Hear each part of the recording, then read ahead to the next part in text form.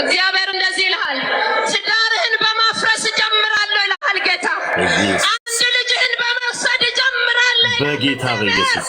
አልማዝ የምትባልን የኤርሚያስ ትንቢት ተናጋሪን የምታውቁ ሰዎች ወይም ፓስተር ገነት ሁልጊዜ ገስት ላይ እየገባች ከሰዎች ጋር ሲጣላ አማን ሻሎምን ገነጠለልህ ጌታ፣ አቤል አቡነን በተነልህ ጌታ፣ እነ ተመስገንን ነቀለልህ ጌታ፣ አልሰማ ካሉ በሞት ያነሳቸዋል እያለች ሁልጊዜ ለኤርሚያስ ስትነብይለት ሜርሲ ቴንኪው። እቺ ናት አሁን ልጅህን ትዳርህን ቤትን ይበታትናል የምትለው። ስለ ግብረ ሰዶም ስትቃወም ይሄ እቺ ናት እንደዛ የምትለው። መድኃኒዓለም ምስክሬ ፓስተርና ፓስተር ገነት ትባላለች። ለኤርሚያስ አበበ ቀን በቀን ነው ትንቢት የምትነብይለት። ለቀርቦ ወርቅ አይተንፍሱ። አሁን ግብረ ሰዶማውያንን ልትቃወም ስትወጣ ቃሁን ባሁን ቤትን እነቅላለሁ የምትነብየውን ትንቢት አዳም። አሁን እንኳን በዚህ ጉባኤ ቁጭ ብላችሁ ምን ህዝቡን ያስለቅሳሉ የምትሉ የእስራኤል ቅዱስ እግዚአብሔር እንደዚህ ይላል፣ ቤታችሁን መንቀል አሁን እጀምራለሁ። ስጀምር ይላል ክቡር እግዚአብሔር፣ ስጀምር ይላል ቅዱስ እግዚአብሔር። አንተ ሰው ጥበብ የጠፋብህ ሰው፣ ብልሃት የጠፋብህ አንተ ትዕቢተኛ ሰው፣ ወደ ጥግ የተቀመጥከው ሰው፣ ወደ በር የተቀመጥከው አንተ ሰው፣ እግዚአብሔር እንደዚህ ይልሃል፣ ትዳርህን በማፍረስ ጀምራለሁ ይልሃል ጌታ። አንድ ልጅህን በመውሰድ ጀምራለሁ በጌታ በኢየሱስ። እርግማ ይላል እግዚአብሔር። ኧረ አይልም ይላል እግዚአብሔር፣ ይላል እግዚአብሔር። በተላኩበት ጌታ በሰራዊት አምላክ በእግዚአብሔር ስም ይህንን ትንቢት እናገራለሁ። አንዱን ልጅህን እግዚአብሔር ይወስደዋል በኢየሱስ።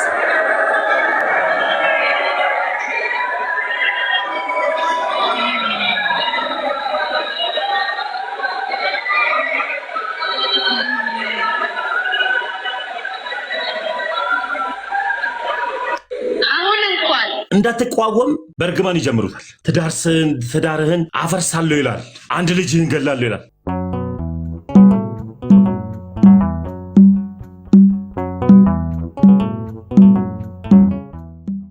ቤተሰቦቼ እናቴም አያቴም እያገለገሉ ያሉት በመሰረት ይህንን ነገር እየተቃወምኩኝ ያለሁት እኔ በአመራርነት ላይ ያሉ በመሰረተ ክርስቶስ ፕሬዝዳንት ላይ ያሉ ሰዎች ይሄንን ነገር ሰፖርት አድርገዋል። እንድንነቃ ይገባል። መጽሐፍ ቅዱስ ሲናገር ምንድን ነው የሚለው? መንጋውን ለመበተን ምኑን ምተው ነው የሚለው? እረኛውን ምተው። መንጋው ምን ይላል ነው የሚለው? ይበተናል። ስለዚህ አሁን በሊድነት ያሉ በረኝነት ያሉ ስህተት ጎዳና ላይ ነው ያሉት። አብረው እየበሉ ነው እየጠጡ ነው። ከምን ጋር? ከግብረ ሰዶማውያን ጋር። አሜሪካን አገር ከሚገኝ ውጪ አገር ከሚገኝ ሜኖናይት ጋር ምን እያደረጉ ነው? ህብረት እያደረጉ ነው። ይህንን ነገር ሲያደርጉ ደግሞ ትላንትና በተጨማሪ በጣም የአርባ ምንጭ መሰረተ ክርስቶስ አገልጋይ የነበረ ወንጌላዊ አዳነ ታገሮ ምን ሆኗል? ታግዷል። ወንጌላዊ አዳነ ደግሞ በኤልሻዳይ ቲቪም በተለያየ ቦታ ምን በማድረግ ነው የሚታወቀው? ግብረ ሰዶምን በመቃወም ይታወቃል። ለቸርችቷ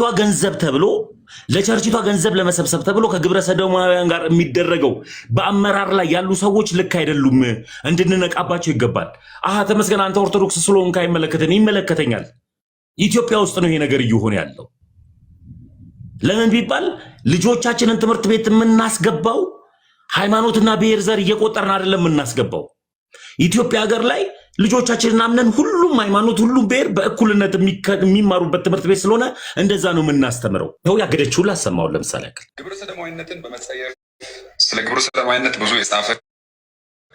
ግብረ ሰዶማዊነትን በመጸየፍ ስለ ግብረ ሰዶማዊነት ብዙ የጻፈ የመሰረተ ክርስቶስ ቤተክርስቲያን ጀግና አገልጋይ ወንጌላዊ አዳነ ደቻሳን የመሰረተ ክርስቶስ ቤተክርስቲያን አግዳለች፣ ማገሩን አሳውቃለች። የእሳቸውን መልእክት እንስማ። የግብረ ሰዶማዊነት ጉዳይ ብዙ ሀገሮችን ብዙ ህዝቦችን ከእንስሳት በታች ያደረገ በሞራላቸው በስነ ምግባራቸው የዘቀጡ እንዲሆኑ ያደረገ ይገባናል። ትኩረት ሰጥቼ የምናገረው ግብረ ሰዶማዊነትን እምቢ እንበል እምቢ በሉ ብዬ ነው የምናገረው። እንግዲህ እነዚህ እኚህ ጀግና ወንጌላዊ ግብረ ሰዶማዊነትን ተጸየፉ እንጸየፍ ማለት የሚታወቁ የሚያስተምሩ ናቸው። ግን ቤተክርስቲያን ወዴት እየሄደች እንዳለ ሁላችሁ እንድታጠኑ የራሳችሁን ቤተ እምነትና ቤተክርስቲያን እንድትመረምሩ ጥሪ ያቀርባለሁ። ወዳችኋለሁ። ሻል መልካም ቀን። ይህ ሰው አሁንም ፕሮግራሙን ያስተላለፈው ሰው ታዋቂ አገልጋይ ነው። የሚታወቅ ሰው ነው ያስተላለፈው። ወንጌላዊ የሚታወቅ ነው። ይህንን መቃወም ከቤተ ክርስቲያን አባልነት ያሳግዳል ወይ?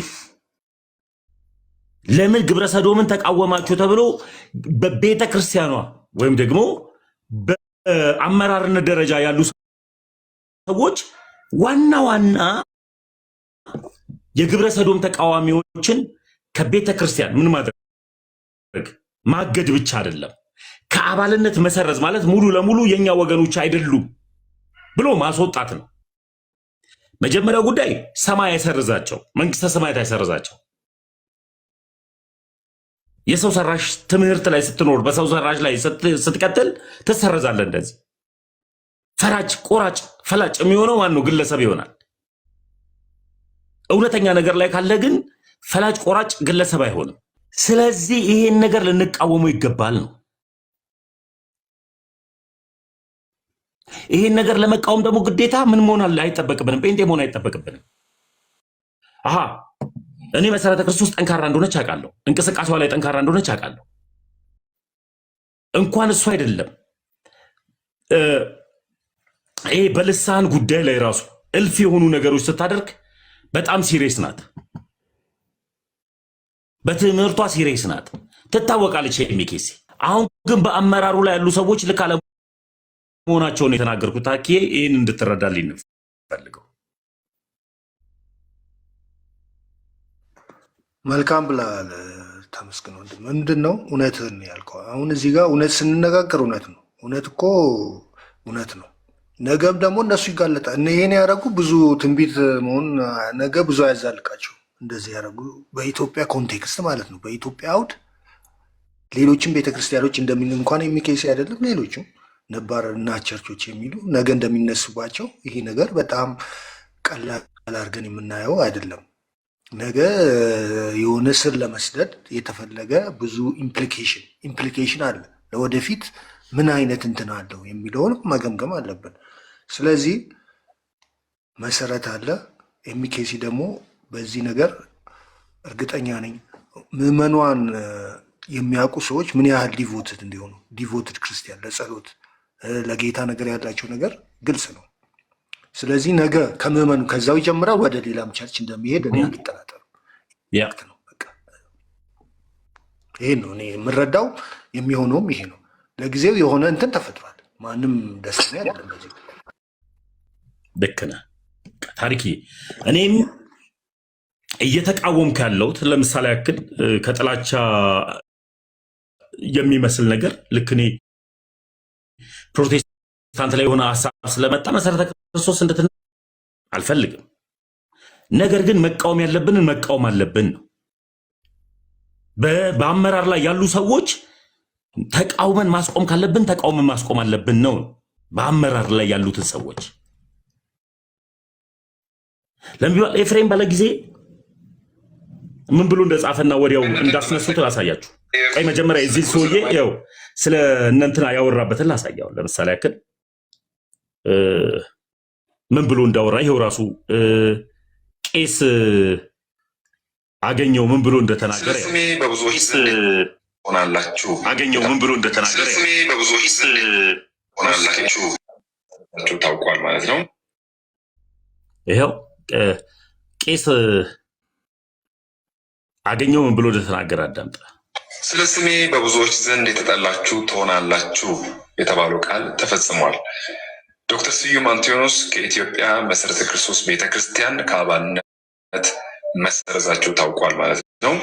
ይህም እንግዲህ ዶክተር ስዩም አንቲዮኖስ የኢትዮጵያ መሰረተ ክርስቶስ ቤተክርስቲያን ከዓለም አቀፉ ሜኖናይት አቻ ተቋማቸው ማለት ነው እና እንዲለዩ፣ ምክንያቱም የተመሳሳይ ጾታ ጋብቻ ፈጽሞ እንዲያወግዙና ከተግባራቸው እንዲለዩ ከማህበራቸው እንዲወጡ ወደ ሚዲያ ማጋለጣቸው ይታወሳል።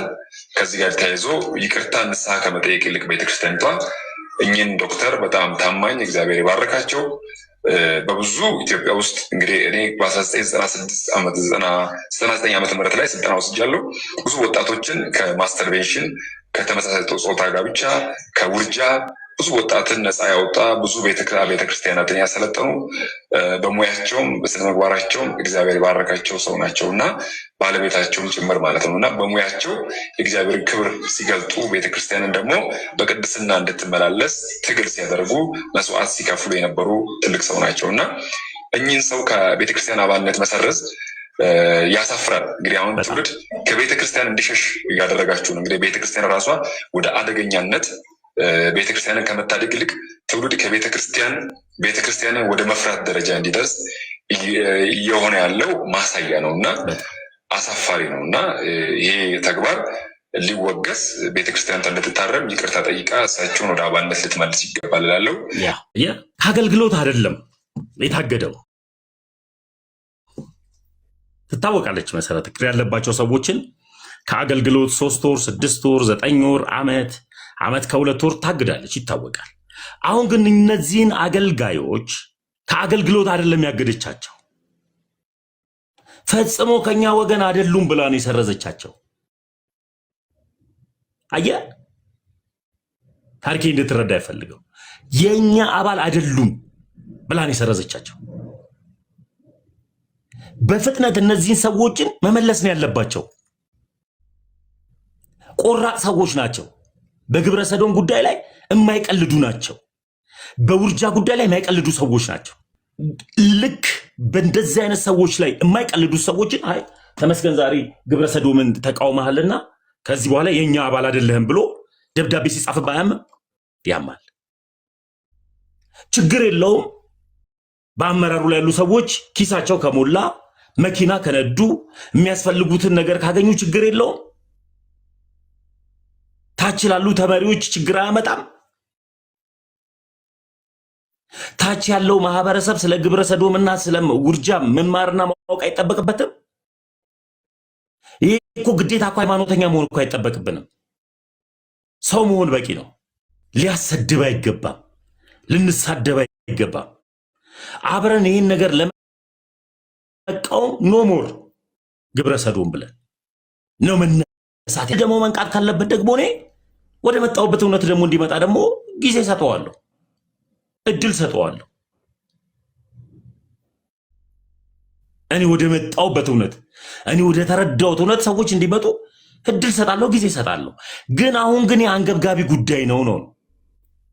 በአመራሩ ላይ ያሉ ሰዎች በመሰረተ ክርስቶስ ላይ ያሉ አመራሮች ይህንን ነገር የሚቃወሙትን ሰዎች ማገድ ተገቢ አይደለም። ተመስገን አንተ ኦርቶዶክስን አይመለከተንም ካልከኝ አንተ ማይመለከተን ገድል እኮ ታነሳለህ።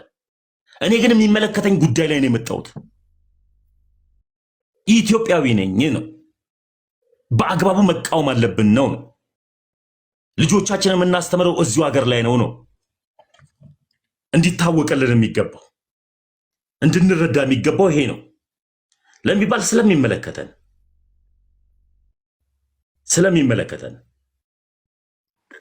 ያው ወንድሜ ብዙ ነገር ጠቅሳል። አንድ አጭር ግልጽ የሆነ እንደ ራሴ የሚሰማኝ እንደ አንድ ምዕመን የሚሰማኝ ይቅርታ ጠይቀው እኔ የምለው ማለት ነው። ይቅርታ ጠይቀው እነዚህን ሰዎች በፍጥነት ማለት ነው እውነተኛ ሰዎች ከሆኑ ለእውነት የቆሙ ከሆኑ ለማህበረሰቡ የቆሙ ከሆኑ ለኤምኬሲ የቆሙ ከሆኑ መመለስ ነው ያለባቸው። ይቅርታ አንዳንዴ ዲሲሽን ላይ ይሳሳታል ሰው።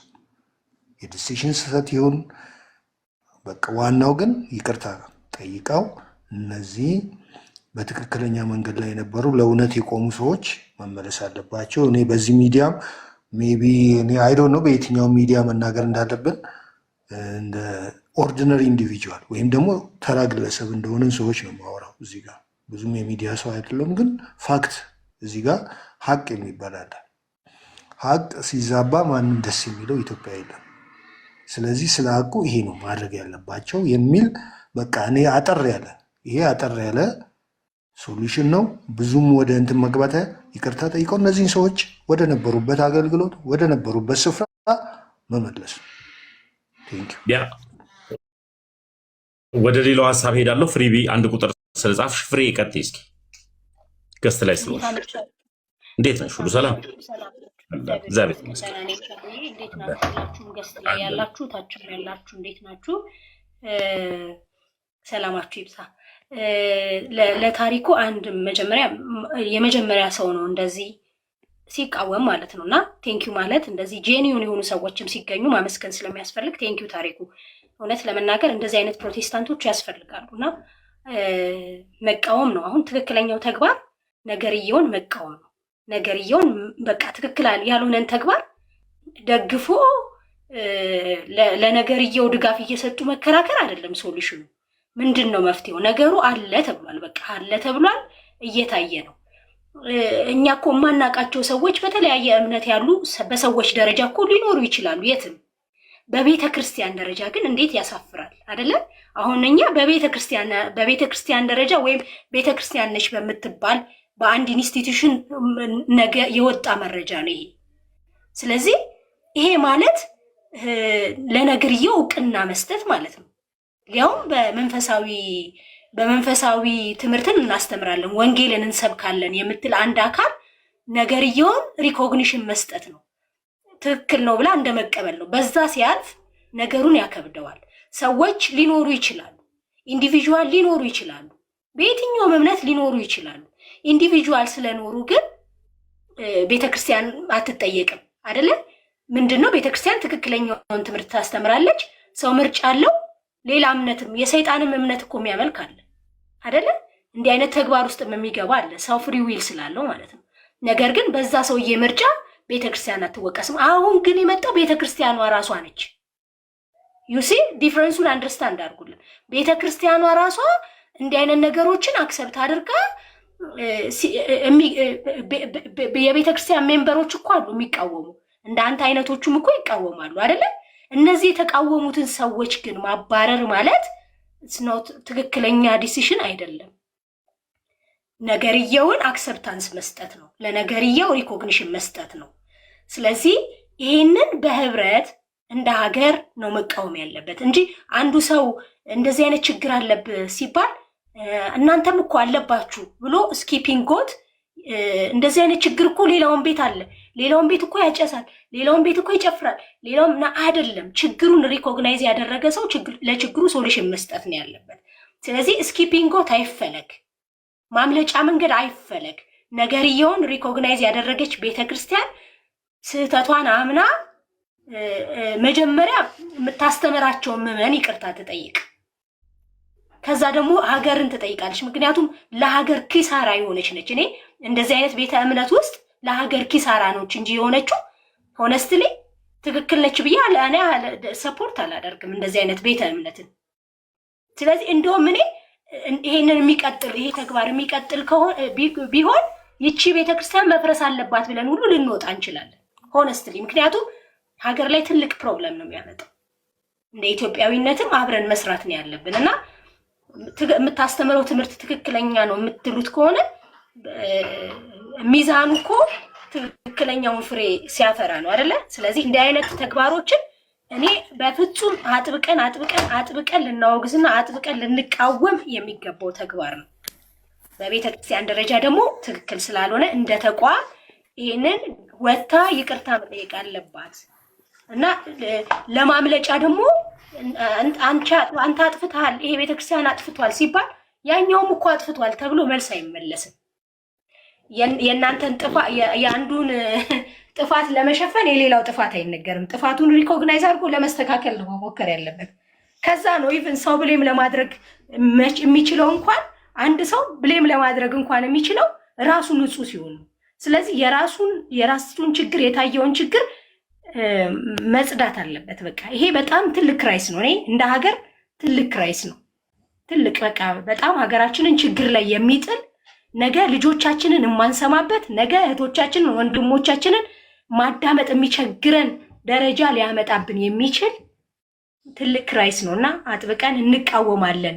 እኛ ጭራሽ ኢንዲቪጁዋል ብቻ አይደለም የምንጠይቀው፣ መንግስትንም እንጠይቃለን። በዚህ ጉዳይ ላይ ዲሲሽን ሊሰጥበት ይገባል። መንግስት ዝም ማለት የለበትም እንላለን። ተሙዬ ይችል ለማለት ነው። ቀጥሉ። ቴንክ ዩ። ቃልዮት ያሰማልን። ፍሪቢ ተባረኪልኝ። በነገራችን ላይ እየተናገርን ያለነውን ሀሳብ እንድትረዱልኝ የምፈልገው ግብረ ሰዶማዊነትን የምንቃወምበት ትልቁ ምክንያት በሃይማኖት በምናም ተለያይተን አይደለም፣ ኢትዮጵያዊ ስለሆነ ነው። አሁን ግን እየተቃወምን ያለነው መሰረተ ክርስቶስ አባላት በሙሉ እያልን አይደለም፣ አመራሩ ላይ ያሉትን ሰዎች ነው።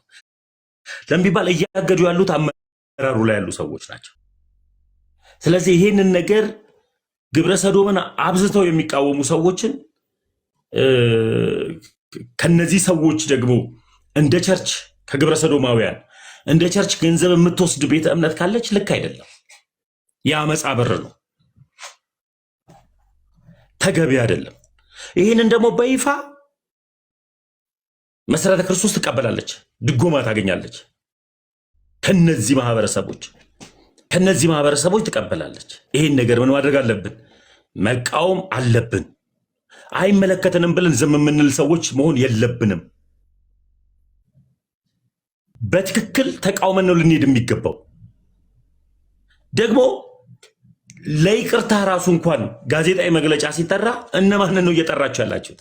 ስህተት በስህተት አይታረምም። ያ አማን ትክክል ነህ። ኢቫንጀሊስት ኦል ከግብረ ሰዶማውያን ገንዘብ ድጎማ አላቸው ከውጭዎች። መቆም አለበት ለሚባል አስተምራለሁ ብሎ መጥቶ ከውጭ የመጣው አንድ ፓስተር ኢትዮጵያ ውስጥ ያለውን ወንድሜን፣ ኢትዮጵያ ውስጥ ያለውን ልጄን፣ ኢትዮጵያ ውስጥ ያሉትን እህቶቼን ያበላሹብናል። ስለ ጽድቅ የምናገለግል ከሆነ ከጽድቅ ጋር ነው መቆም ያለብን። ለጽድቅ ነው መቆም ያለብን። ለጽድቅ ሳንቆም ከጽድቅ ጋር አብረን ሳንቀጥል የአመፃ ብር እየተቀበልን የግብረ ሰዶማውያንን ብር እየተቀበልን ችግር የለውም እየተባለ ግብረ ሰዶምን ለማምጣት የሚታሰብ ከሆነ እንደ ሀገር ይጎዳል፣ እንደ ሃይማኖት ደግሞ ሃይማኖት ይሰደባል። ይህ ክፉ ሐሳብ ነው፣ የሰይጣን ክፉ አጀንዳ ነው። ስለዚህ ምን ማለት አለብን? መቃወም አለብን። በጥላቻ ተነስተን ፔንቴዎች ማለት እኮ ግብረ ሰዶማውያን ናቸው እያልን አይደለም፣ እንደዛ አንልም። ግን ነገ እንደዚህ አይነት ነገሮች ሊመጡ ይችላሉ፣ መጠንቀቅ አለብን ነው። እንጠንቀቅ፣ ተጠንቅቀን እንሂድ። እንደ ሀገርን ይጎዳል። በአመራር ላይ ያሉ ሰዎች መውረድ አለባቸው። ካልሆነ ግን እነዚህን አገልጋዮች እንግዲህ ይቅርታ ጠይቀው ግን መመለስ አለባቸው ነው። አሜሪካን ሀገር ያለችው ሉተራውያን ቸርች ሴትና ሴትን ወንድና ወንድን እኮ ማጋባት ፈቅዳለች ብለን ስንናገር እዴ ብላችሁ ተከራከሩ ነበር። አሳየን በማስረጃ። ሜኖናይት ደግሞ አሁን አጋብታለች፣ ውጭ ሀገር ያለችዋ። የኢትዮጵያ ደግሞ ከውጭ ሀገር ካለው ከሜኖናይት ጋር መሰረተ ክርስቶስ ደግሞ ምን አድርጓል? እራት በልቷል፣ ሐሳብ ተካፍሏል። ከነዚህ ሰዎች ጋር ከተካፈለ በኋላ ደግሞ በአንድ ወር ቆይታ ውስጥ ደግሞ ግብረ ሰዶምን እንደ ቸርች የሚቃወሙትን ምን ብሏል? ከአባልነት ምን ብሏል? ሰርዟል፣ ከአገልግሎት አይደል። ስለዚህ እንደ ቀልድ እየመጣ ያለው ነገር አገርን የሚጎዳ ነው። አብያተ ክርስቲያንም እንደ አብያተ ክርስቲያን ይህን ማየት አለበት። መንግስትም እንደ መንግስት ደግሞ ይህን ማየት አለበት። ትውልድ ገዳይ የሆነ ነገር ስለሆነ፣ ትውልድ የሚያቀጭጭ ነገር ስለሆነ መቃወም አለብን ነው፣ መከልከል አለብን ነው። ለምን ይህንን ነገር አንስተ ተቃወምክ ከሆነ እንዴ ሰው እኮ ነኝ፣ ግዴታ አቃወማለሁ። ተመስገን ዛሬ ግብረ ሰዶማዎችን ተቃውሟልና ከእንደዚህ አይነት ነገር ይታገድ የምትል ቤተክርስቲያን የለችኝም። እኔ መጽሐፍ ቅዱስ ሲናገር ግብረ ሰዶማውያን የእግዚአብሔር መንግስት ምን አይሉም ነው የሚለው፣ አይወርሱም። አለቀ። ግብረ ሰዶሞች የእግዚአብሔር መንግስት አይወርሱም ብላ የምታስተምር ቤተ እምነት ውስጥ ያለሁት ከአመፀኛ ጋር አብሬ ራት አልበላ። አሸከካችሁ ወንድን እየሳማ አብሮ ከሚተኛ ሰው ጋር አብረ ምግብ ስትበላ ወንድ ሁኑ ምን አይነት ስሜት ነው የሚሰማ? ሴት ሆና ከሴት ጋር እየተሳሳመች አብራ እየተኛች እያየን እነዚህ ሰዎች ስናይ አብሮ ምግብ ለመብላት አይሸከካችሁ?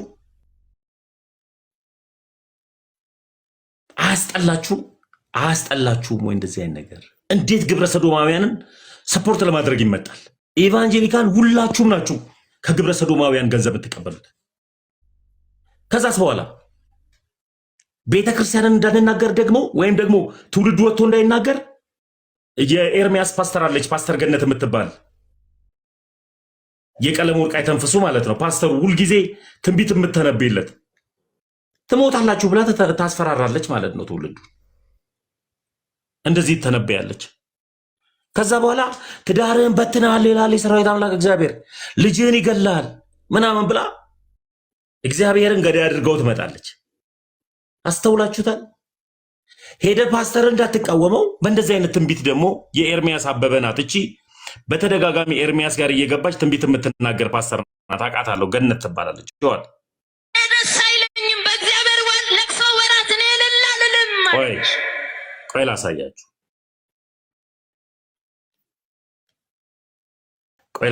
ሴትዮ ታስፈራራችኋለች እንዳትቃወሙ አድርጋ። አሁን እንኳን በዚህ ጉባኤ ቁጭ ብላችሁ ምን ህዝቡን ያስለቅሳሉ የምትሉ የእስራኤል ቅዱስ እግዚአብሔር እንደዚህ ይላል፣ ቤታችሁን መንቀል አሁን እጀምራለሁ። አያችሁ፣ እቺ ሴትዮ መድኃኒዓለም ምስክሬ ፓስተርና ፓስተር ገነት ትባላለች። ለኤርሚያስ አበበ ቀን በቀን ነው ትንቢት የምትነብይለት፣ ለቀለም ወርቅ አይተንፍሱ። አሁን ግብረ ሰዶማውያንን ልትቃወም ስትወጣ ቃሁን ባሁን ቤትን እነቅላለሁ የምትነብየውን ትንቢት አዳምጣት። አሁን እንኳን በዚህ ጉባኤ ቁጭ ብላችሁ ምን ህዝቡን ያስለቅሳሉ የምትሉ የእስራኤል ቅዱስ እግዚአብሔር እንደዚህ ይላል፣ ቤታችሁን መንቀል አሁን እጀምራለሁ። ስጀምር ይላል ክቡር እግዚአብሔር፣ ስጀምር ይላል ቅዱስ እግዚአብሔር። አንተ ሰው ጥበብ የጠፋብህ ሰው፣ ብልሃት የጠፋብህ አንተ ትዕቢተኛ ሰው፣ ወደ ጥግ የተቀመጥከው ሰው፣ ወደ በር የተቀመጥከው አንተ ሰው፣ እግዚአብሔር እንደዚህ ይልሃል፣ ትዳርህን በማፍረስ ጀምራለሁ ይላል ጌታ። አንድ ልጅህን በመውሰድ ጀምራለሁ በጌታ በኢየሱስ እርግማ ይላል እግዚአብሔር። ኧረ አይልም ይላል እግዚአብሔር። በተላኩበት ጌታ በሰራዊት አምላክ በእግዚአብሔር ስም ይህንን ትንቢት እናገራለሁ። አንዱን ልጅህን እግዚአብሔር ይወስደዋል በኢየሱስ።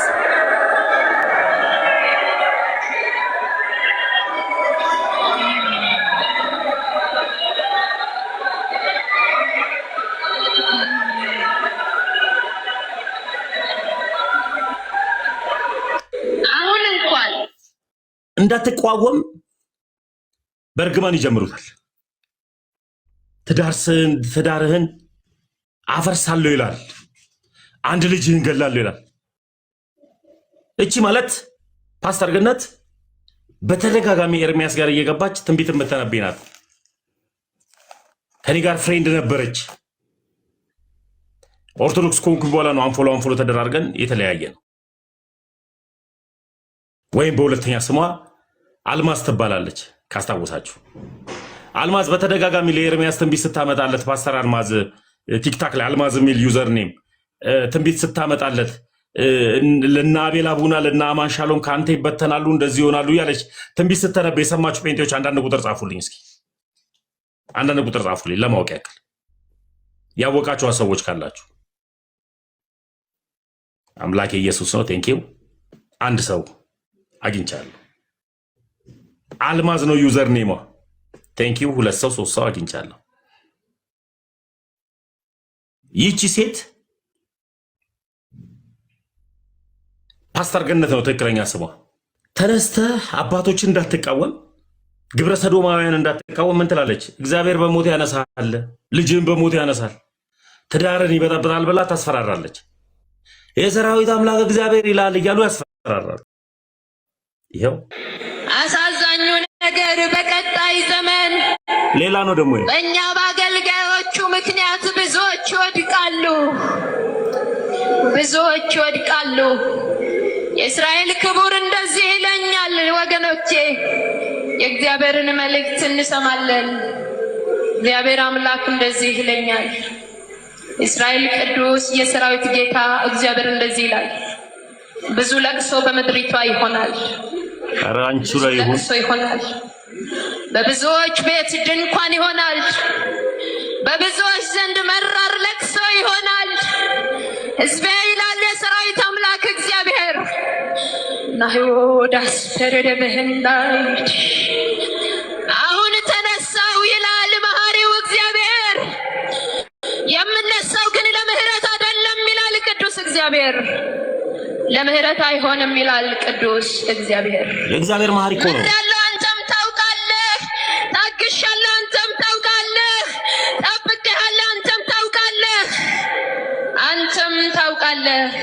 ስለዚህ አይመርም። እውነቱን ልብህ ያውቃል ሕዝቤ ይላል ቅዱስ እግዚአብሔር። ስለዚህ ምህረት አምላክ አይደለም። አሁን ለምህረት አልወጣሁም። በኢየሱስ ክርስቶስ ዓመተ ምህረት ላይ ቁጭ ብለን አልፋለሁ። ሕዝቤ ይላል የሰራዊት አምላክ እግዚአብሔር። ሕዝቤን ወድጄ አሳልፌ እሰጣለሁ፣ አሳልፌ እሰጣለሁ። ለሚመጣው ክፉ ነገር አሳልፌ እሰጣለሁ ይላል የሰራዊት ጌታ እግዚአብሔር። አንዴ ገዳይ ነው፣ አንዴ መሐሪ ነው የሚያደርጉት። አልምርህም። የምህረት ዓመት ላይ ቁጭ ብለን እያስተዋላችሁ ነው? እየነቃችሁ ነው? እያስተዋላችሁ ነው ወይ? እየነቃችሁ ነው? ሕዝቤ፣ ባሪያዎቼ፣ አገልጋዮቼ ጠርተህን ለምን እንዲህ ሆነብን አትበሉኝ። አሁን አትበሉኝ። ጥያቄያችሁን አንሱ። ከዚህ በኋላ አትጠይቁኝ። ይህንን ወራት ይላል የሰራዊት አምላክ እግዚአብሔር በመካከል በማለፌ የማርከሻ ወራት አድርጌዋለሁ። ለምን እንዲሆነ አትበሉኝ። እግዚአብሔር አምላክ እንደዚህ ይለኛል። በፊቴ የሚማልዱ በጽድቅ የሚፈልጉኝ ክብሬን የሚናፍቁ ኧረ ወዴት ነህ የሚሉኝ፣ ኧረ ወዴት ነህ የምትሉኝ ይላል ጌታ። ኧረ ወዴት ነህ የምትሉኝ አትጠይቁኝ፣ አትጠይቁኝ። ከዚህ በኋላ በማደርገው ጥያቄ አይሁንባችሁ። እኔው ራሴ ነኝ የማደርገው፣ እኔው በእጄ ነው የማደርገው። ለሕዝቤ ማልቀሻ ጊዜ አምጥቻለሁ። ሕዝቤ ታለቅሳለህ ይላል ቅዱስ እግዚአብሔር፣ ይላል ቅዱስ እግዚአብሔር። አጽናኙ ጌታ ህዝቡን ሊያስለቅስ ነው። እቺ ማለት ፓስተር ገነት ወይ ደግሞ ዩዘር ኔሟ አለምወርቅ አይተንፍሱ የኤርሚያስ አበበ የግል ጠንቋዩ ናት። የግል ጠንቋዩ ናት። ልክ ግብረ ሰዶማውያንን ልንቃወም ስንል ተመስገንን እግዚአብሔር በሞት ያነሳል ይላል የሰራዊት አምላክ። ኧረ ራስሽን ያንሳሽ። እግዚአብሔር ስለ ክርስቶስ ኢየሱስ ሲናገር፣ ስለ መምጣቱ ሲናገር ምን ይላል? ኢየሱስ ክርስቶስ ይመጣል፣ ሁሉ ግን ወደ ንስሐ እስኪደርስ ድረስ ምን ይላል? ወዶም ይታገሳል ይላል። ኢየሱስ ክርስቶስ ይመጣል፣ ሁሉ ወደ ንስሐ እስኪደርስ ድረስ ወዶ ይታገሳል። ድንቅ አምላክ ነው። ህዝቡን አስለቃሽ፣ ትዳር የሚበትን፣ ልጅን የሚገድል፣ ከዚህ በኋላ ስታለቅሱ ነው የምትሉት፣ ህዝቡ ሲያለቅስ ነው የሚውለው የሚል እርግማን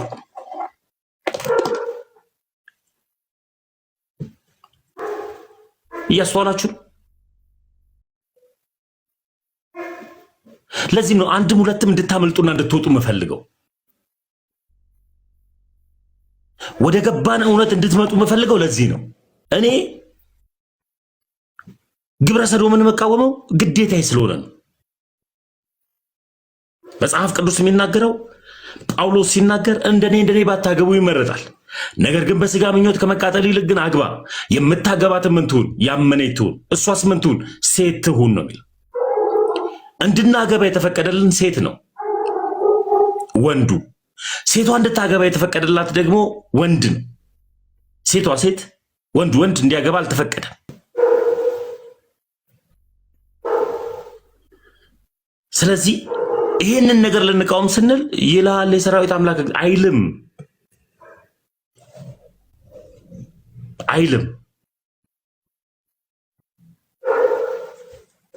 ያንቺን ቃል ከምሰማ በመጽሐፍ ቅዱስ ላይ ከትንቢት በላይ የጸና የእግዚአብሔር ቃል አለን ነው የሚለው። ቃሉ ነው የሚለው ቃሉ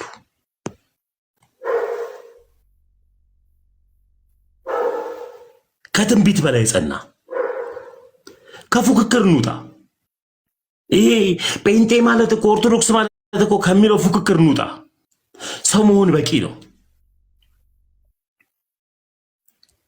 አንዳንድ ነገሮች ከክርክር ወጥተን መቃወም ያለብንን መቃወም። አሁን በዚህ ሴትዮ ላይ በተናገረችው ቃል ልክ አይደለም ላልኩት ኤርሚያስ አበበ ይሄኔ መንፈስ ቅዱስን ተመስገን እየሰደበ ነው ብሎ እየደወለላት ይሆናል። አምሮብኛል በቤቱ በኦርቶዶክስ ቤት ውስጥ ነው ያለሁት። አምሮብኛል በቤቱ አምሮብኝ ነው እየኖርኩ ያለሁት።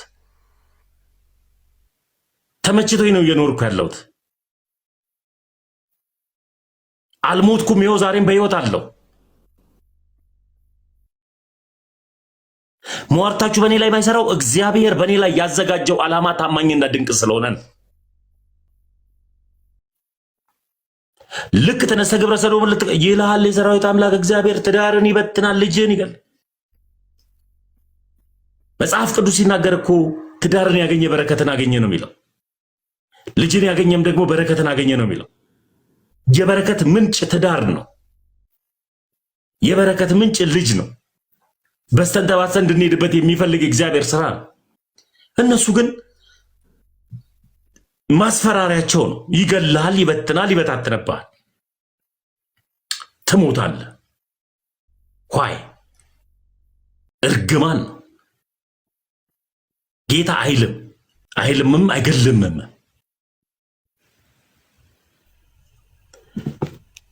ስለዚህ እንዳትቃወም እኮ ነው እኮ በር ላይ ነው የምታስቀምጥልህ።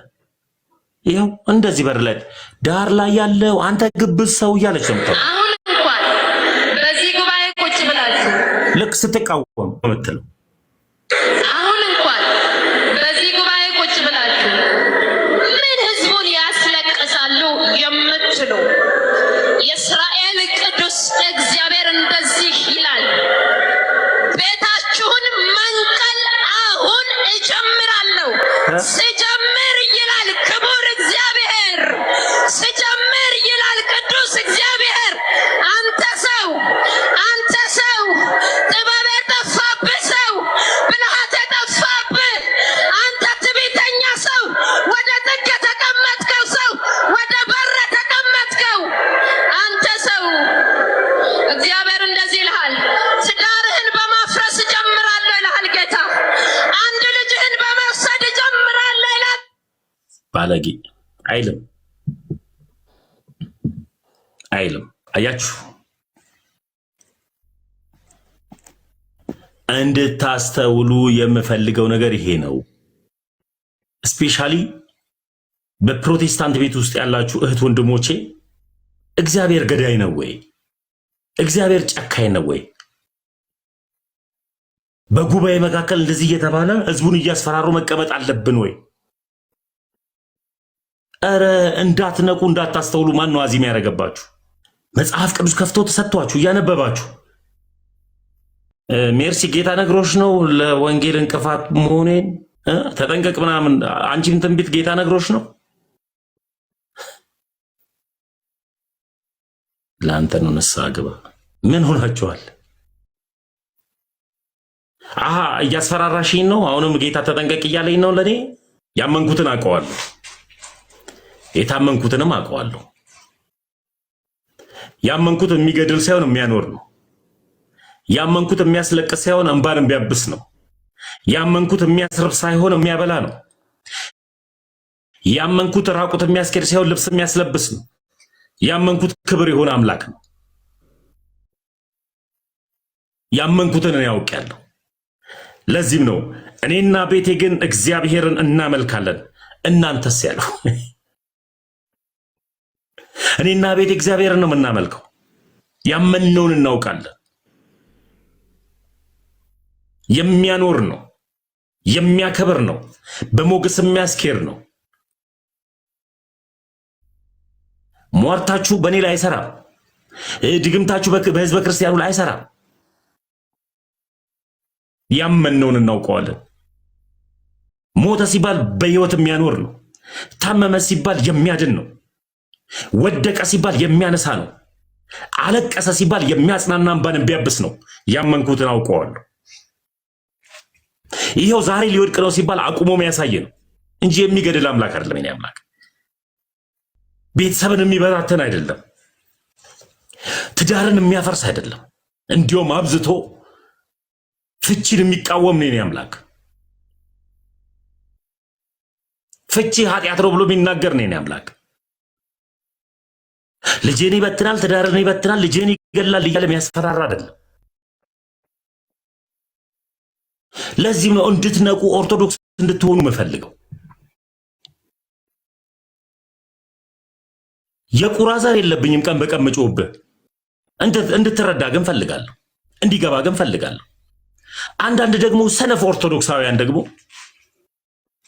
ወይ ቤተክርስቲያንን መታችሁ ማትጠይቁ ወይ የቤተክርስቲያንን ትምህርት ማታውቁ ሰነፍ ኦርቶዶክሳውያን ደግሞ አላችሁ። ዝም ብላችሁ ብቻ የምትነዱ ይውዬ ነው። እንዴት ነሽ? በአግባቡ የቤተክርስቲያን ትምህርትን መማር ያለባችሁ። ስለ ቅዱሳን መልጃ ፈጽሞ ማታቁ፣ ስለ ሚስጥረ ቁርባን ፈጽሞ ማታቁ፣ ስለ ቤተክርስቲያን የመዳን ትምህርት ፈጽሞ ማታቁ፣ ነገር ግን ሰነፎች የሆናችሁ ኦርቶዶክሳውያን ደግሞ አላችሁ። ሄዳችሁ ጴንጤ ቤት የምትሟዘዙ ሌባው ይላል መጽሐፍ ቅዱስ ሲናገር እንድታስተውሉ ፈልጋለሁ።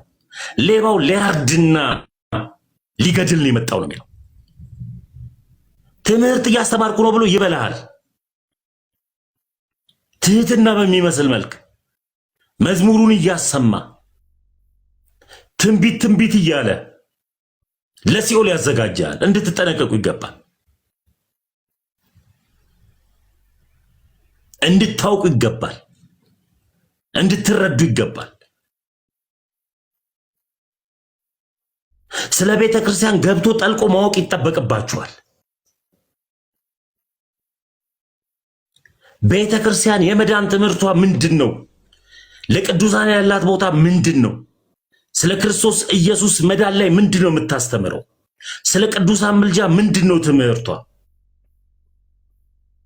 ቅዱሳን በቤተ ክርስቲያን እይታ የት ቦታ ላይ ነው የሚቀመጡት የሚለውን ነገር በአግባቡ ጠይቃችሁ ተረድታችሁ ይዛችሁ ነው መሄድ ያለባችሁ።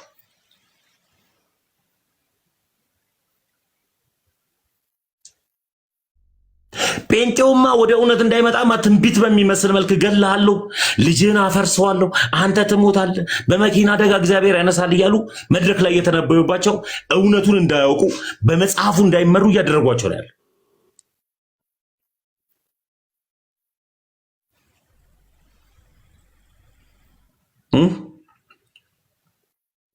እያደረጓቸው ነው ያሉት። አልማዝ የምትባልን የኤርሚያስ ትንቢት ተናጋሪን የምታውቁ ሰዎች አንዳንድ ቁጥር ጻፉልኝ። አልማዝ ወይም ፓስተር ገነት ሁልጊዜ ገስት ላይ የገባች ከሰዎች ጋር ሲጣላ አማን ሻሎምን ገነጠለል ጌታ፣ አቤል አቡነን በተነል ጌታ፣ እነ ተመስገንን ነቀለል ጌታ፣ አልሰማ ካሉ በሞት ያነሳቸዋል እያለች ሁልጊዜ ለኤርሚያስ ስትነብይለት ሜርሲ ቴንኪዩ። እቺ ናት አሁን ልጅህን፣ ትዳርህን፣ ቤትን ይበታትናል የምትለው። ስለ ግብረ ሰዶም ስትቃወም ይሄ እቺ ናት እንደዛ መትለው። ትክክለኛ ስሟ ፓስተር ገነት ነው። ቲክታክ ላይ የምትጠቀመው ደግሞ ዩዘር ኔሟ አልማዝ የምትባል ናት። እንድታውቁ ፈልጋለሁ። እግዚአብሔር ገዳይ አይደለም። እየመረጠ ጨካኝ አምላክ አይደለም።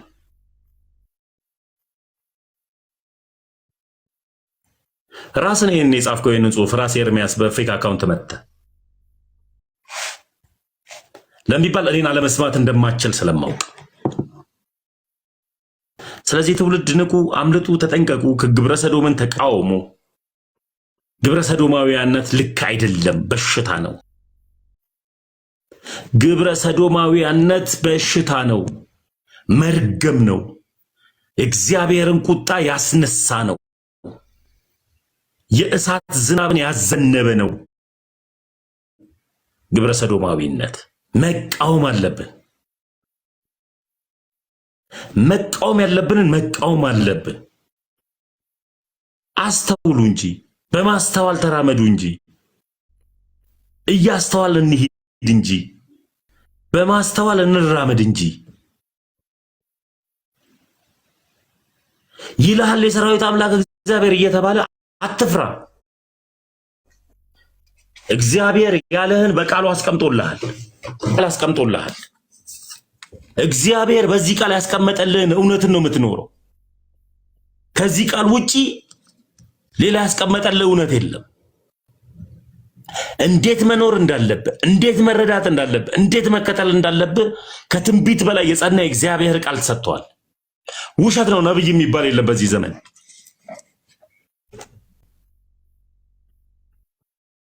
ይሄው እግዚአብሔር በቃሉ እየተናገረ ነው ያለው። መጽሐፉን መክፈት ነው የሚጠበቅብህ።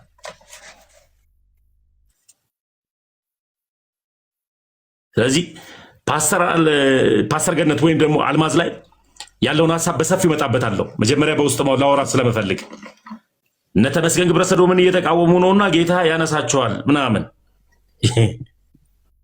እግዚአብሔር ግብረ ሰዶምነትን ሰፖርት እያደረገ ነው ማለት ነው። ምን አይነት ጭንቅላት ቢኖራችሁ ነው ይሄንን ሰፖርት እያደረጋችሁ ያላችሁት? ስለምንድን ነው እያወራችሁ ያላችሁት? ግብረ ሰዶም መቃወም ሰው መሆን በቂ ነው።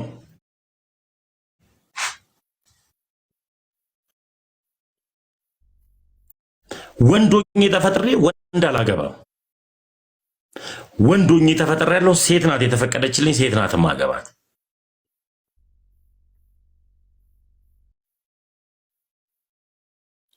እንዳታስተውሉ ማን አዚም ነው ያደረገባችሁ?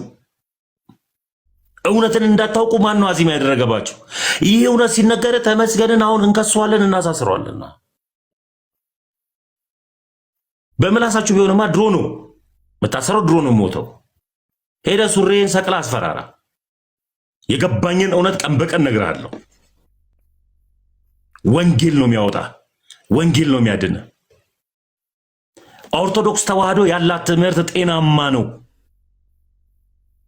በጥብቅ ግብረ ሰዶማዊነትን ከመቃወም አልፎ ይህንን ድርጊት የሚያደርጉትን በሕግ ሁሉ ታስጠይቃለች።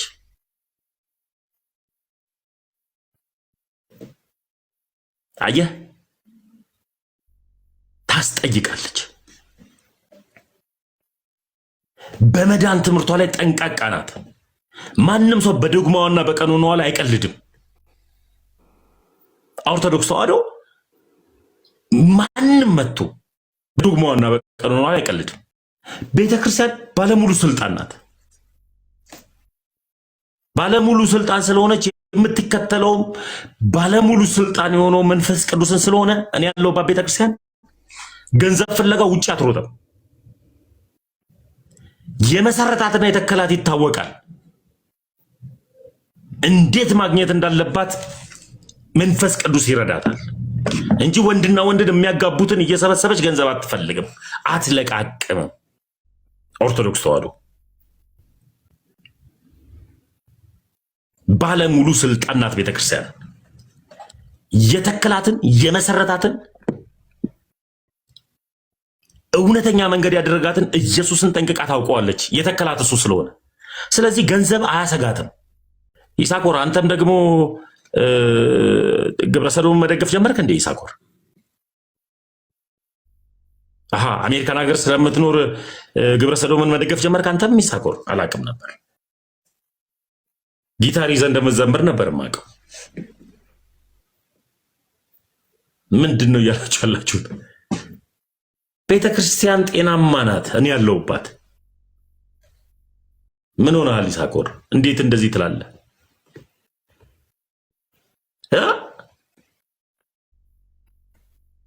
ይሳኮር እንዴት ይህን ጽሑፍ ጽፋለህ? እንዴት ይህን ጽሑፍ ጽፋለህ? ትልቅ ሰው ስለሆንክ ላዳምጣ። ለምን ጻፍክ? ይሰማል? ትንሽ ድምፅህን ከፍ አድርገው። ምናልባት እንትን ጥሩ አይደለም ድምፅህን። ምናልባት እንትን ላይ ካረኩ ነው የሚሻለኝ። ሞክራ እንትን አደርጋለሁ። አይሰማም? አሁን ይሰማል። ሰላምን ተመስገን። እግዚአብሔር ይመስገን። አይ ጤናማ በሚለው ሀሳብ ላይ ሆነ መጽሐፍ ቅዱሳዊ ጤናማ ትምህርት የምንለው የትኛው ምን ማለት ነው? እሱ ሀሳብ ስላልገባኝ ነው እንድትነግረኝ ፈልጌ ነው የጻፍኩት። ከጤነኛነት አንዱ ግብረ ሰዶምን መቃወም ነው። ግብረ ሰዶምን እንቃወማለን ወይስ ህዝቡን ነው ቀጥታ ትውልዱ ወደዛ ነው የምናስተምረው? ለህዝብ ቤተክርስቲያን የምናስተምረው ወይስ ሰዎቹ በእኛ ዘንድ ሲኖሩ የሚገባን ወይም በመካከላችን ቢገኙ በምን መልክ እንደምናድን እንደምንከለክላቸውና ምን እንደሆነ የምናሳይበትን እንጂ የምናስተምረው ያንን መቃወም ያንን ቤተክርስቲያን ውስጥ ማስተማሩ ጤናማነት ነው። ልክ ያልሆነ ስህተት የሆነ መንገድ እንደሆነ ማሳየት ልክ ነው። ከዛ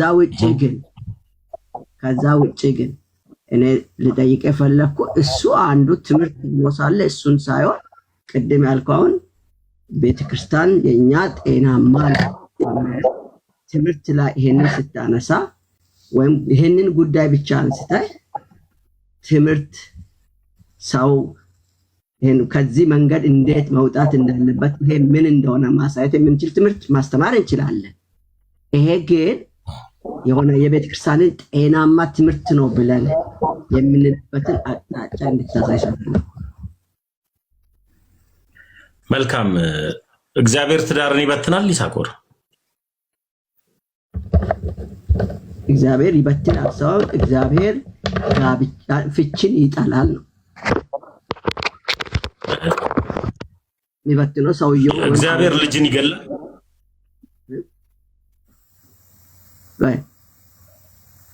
ቆይ አረፎን ይላል አርቆስ ቀጥ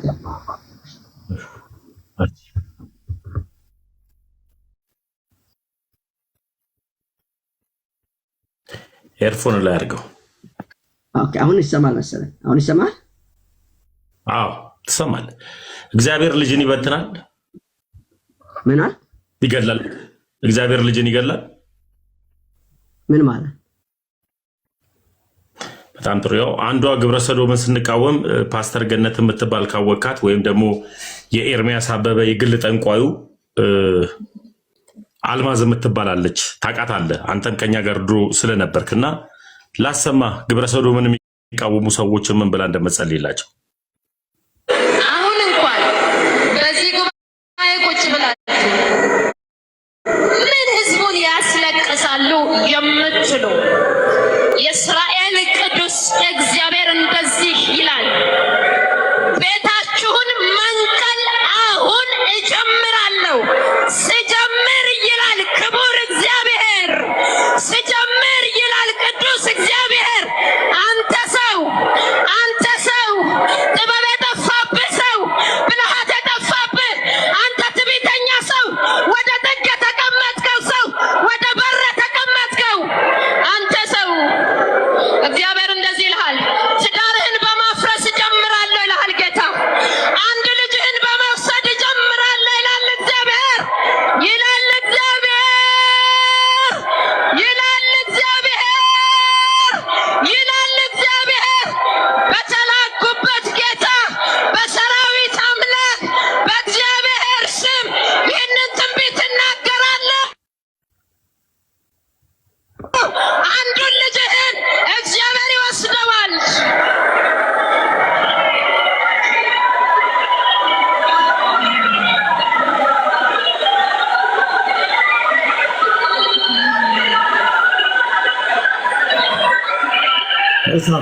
ኦኬ እግዚአብሔር እንደዚህ ያደርጋል ይሳኮር።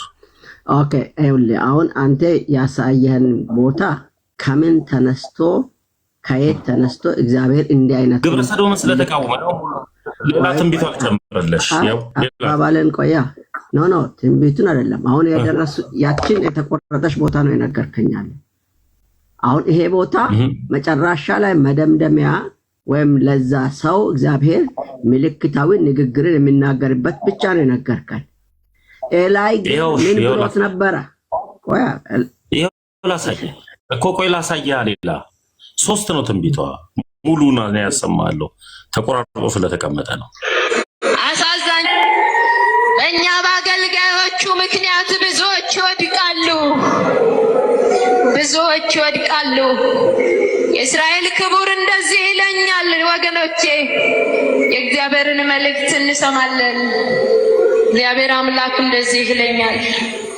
እስራኤል ቅዱስ የሰራዊት ጌታ እግዚአብሔር እንደዚህ ይላል። ብዙ ለቅሶ በምድሪቷ ይሆናል።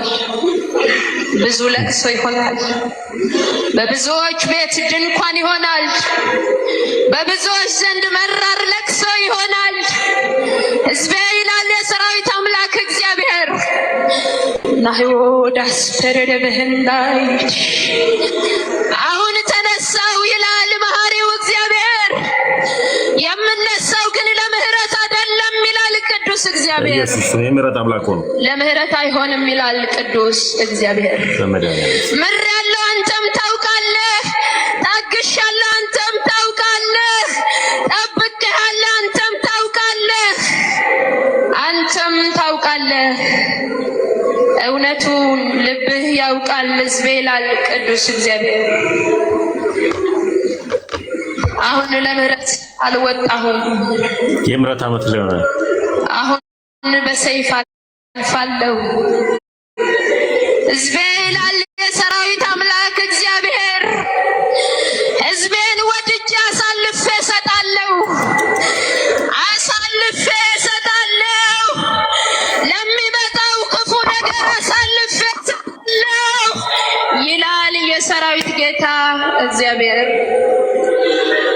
የሚመጣ ክፉ ነገር አለ ይላል ቅዱስ እግዚአብሔር። የየሰውን ደጅ የሚያንኳኳ በሁሉ ቤት የሚገባ የማይለይ ይመጣል።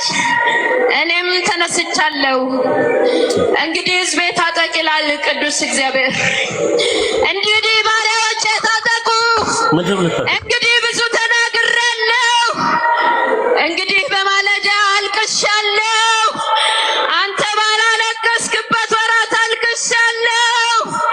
አሁን ግን ተነስቻለሁ። አሁን ግን ወጥቻለሁ። አሁን መሽቷል። አሁን መሽቷል። ሕዝቤ መሽቷል። ሕዝቤ አውሬው ወጥቷል። ሕዝቤ አውሬው ወጥቷል። አልደብቅህም ይላል ጌታ እግዚአብሔር። በኢየሱስ አልሰውርህም ይላል ጌታ እግዚአብሔር። አሁን አልሟገትም ይላል ጌታ እግዚአብሔር።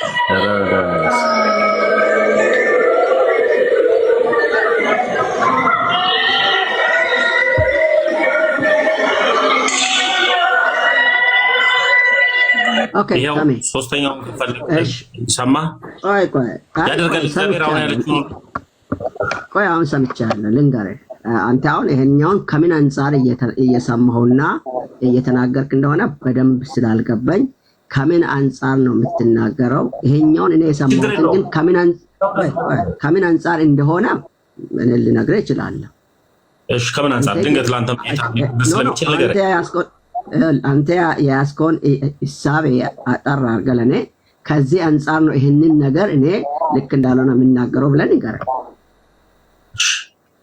እስክሪብቶና ወረቀት ያዝ። ይሻላል። የመጀመሪያው ጥያቄ በምህረት ዓመት ላይ እግዚአብሔር ምህረት አያደርግም ወይ? እግዚአብሔር ጨካኝ አምላክ ሆኖ ህዝቡን ያስለቅሳል ወይ? ቀጥሎ በምህረት ብትመጡ ራሱን የምህረት አላደርግላችሁም ይላል ወይ? 3 እንደገና ደግሞ እግዚአብሔር ትዳርን ያፈርሳል ወይ? ቀጥሎ ትዳርን ሲያፈርስ ደግሞ ልጅንም ሕፃን ልጅንም በአንድ ሰው ስህተት ልጅንም ይገላል ወይ? እሱንም መልስልኝ። 5 ጥያቄ ጠይቄያለሁ። ኦኬ፣ አራቱን ይዣለሁ። አንዱ ምንድነው? ትዳርን ያፈርሳል ወይ ነው። አምስተኛው ምንድነው? አዎ ትዳርን ያፈርሳል ወይ? በአንድ ሰው ስህተት ደግሞ ሕፃን ልጅን ይገላል ወይ? እግዚአብሔር ልጅህንም ገለዋለሁ ስላለ ቅጣት ይሰጣል። ቤተሰብን ይቀጣል። ከአንዱ ምክንያት ቤተሰብ ይቀጣል። ልጅን አንድ ልጅ ነው ያለው። አንድ ልጅ ቤት ውስጥ በአንድ ሰው ምክንያት እግዚአብሔር በዛ ምክንያት ቅጣት ቤቱ ላይ ያመጣል ነው። ልጅ ቅጣት ቤቱ ላይ ሳይሆን ልጅህን ነው ያለው። ይሄ እኮ የሰራዊት አምላክ እግዚአብሔር ይላል ነው የተባለው እና ልጅን ይገላል። ልጅ ብለህ አንተ ወይ ልጅ አልከውን ቅድም የመጀመሪያ መልእክት ውስጥ ያለውን አይደል ያወራል? አዎ ይሄው አሁን እንኳን በዚህ ጉባኤ ቁጭ ብላችሁ ምን ህዝቡን ያስለቅሳሉ የምትሉ የእስራኤል ቅዱስ እግዚአብሔር እንደዚህ ይላል፣ ቤታችሁን መንቀል አሁን እጀምራለሁ። ስጀምር ይላል ክቡር እግዚአብሔር፣ ስጀምር ይላል ቅዱስ እግዚአብሔር። አንተ ሰው ጥበብ የጠፋብህ ሰው፣ ብልሃት የጠፋብህ አንተ ትዕቢተኛ ሰው፣ ወደ ጥግ የተቀመጥከው ሰው፣ ወደ በር የተቀመጥከው አንተ ሰው፣ እግዚአብሔር እንደዚህ ይልሃል፣ ትዳርህን በማፍረስ እጀምራለሁ ይልሃል ጌታ። አንድ ልጅህን በመውሰድ እጀምራለሁ ይላል እግዚአብሔር። ያው ኦኬ ሰምቻለሁ። ትዳርንም ይበጠብጣል፣ ትዳርንም ያፈርሳል እግዚአብሔር። ቀጥሎ ደግሞ የሰጠውን አንዱ ልጅንም ደግሞ ይገላል። እሱንም አስረዳ ይላል የሰራዊት አምላክ እግዚአብሔር ስለሆነ። ኦኬ ምናልባት የመልእክቱን ወይም የንግግሯ ይህን አካባቢ እንጂ ያየነው ከመጀመሪያ እግዚአብሔር ሌላ ስብከቷ አላሰማት። የተወሰደ 3 ደቂቃ ወይም 1 ደቂቃ ስብከቷል። ደስ አይለኝም በእግዚአብሔር ወል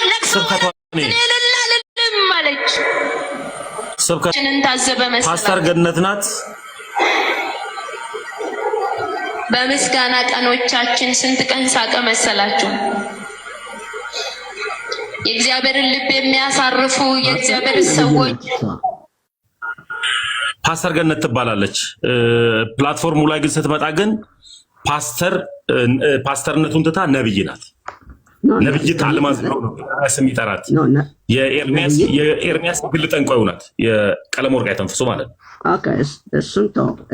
አሁን እዚህ ጋር ላሳይ። ምህረት አያደርግም ወይ እግዚአብሔር ካልክ፣ እግዚአብሔር የሚምርም አምላክ ነው፣ የሚቆጣም አምላክ ነው።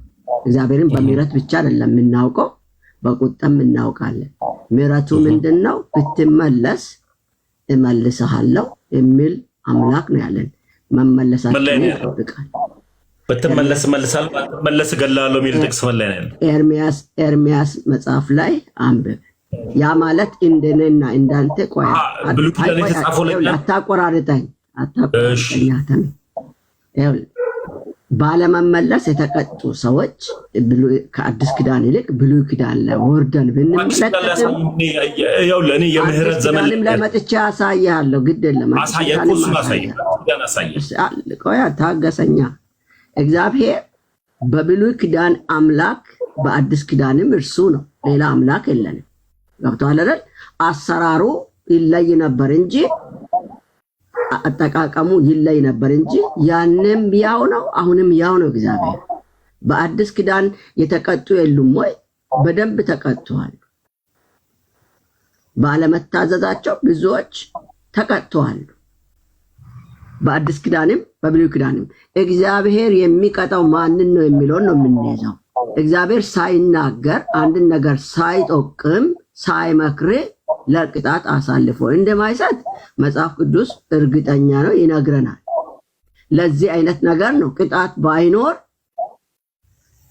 ትእዛዝ ባይኖር ቅጣት አይኖርም። ታዘ ነው የምትቀጣ። አታድርግ ካለ በማድረግ ብትገኝ ትቀጣለህ። አዳም አታድርግ ያለውን ባለማድረግ ነው ከእግዚአብሔር ዘንድ ያለውን ግንኙነት የተቋረጠው። በኋላም ዛሬም ቢሆን ሰው ኢየሱስ ክርስቶስ አለ እሺ ብትሉ ብትታዘዙ ይላል አይደል? እሺ ብትታዘዙ ወዳጆቼ ይላለሁ ትእዛዝን ጠብቁ ብሎ አይደል ዮሐንስ ላይ ተናገረው። ስለመታዘዝ ሲያወራ ምንድን ነው የሚለው ዮሐንስ ላይ? ትእዛዝን ብትጠብቁ ነው የሚለው። የማዛችሁ ተደርጎ ባሪያዎቼ አልላችሁም ወዳጆቼ ይላለሁ። ባሪያ የሚያደርገውን አያውቁም ነው። ስለ ምህረት ነው እግዚአብሔር። ቋዳምተኛ እግዚአብሔር ዋናው ዓላማው ትዳር ማፍረስ ከሆነ ማቴዎስ ወንጌል ምዕራፍ እዛ ጋር ደረስ ይኸውልህ እንድታወራለም እግዚአብሔር ትዳር የሚያፈርስ ከሆነ ማቴዎስ ወንጌል ምዕራፍ 19 ቁጥር 6 እስኪ ያውጣልኝ አንድ ጊዜ። አሁን እኔ እሱ ጋር መች ደረስኩኝ? እላ ያለው አውጣልኝ። እግዚአብሔር ትዳር የሚያፈርስ ከሆነ ይህን ጥቅስ አውጣልኝ። ማቴዎስ ምን ይላል? ማቴዎስ ወንጌል ምዕራፍ 19 ቁጥር 6 ናበብል።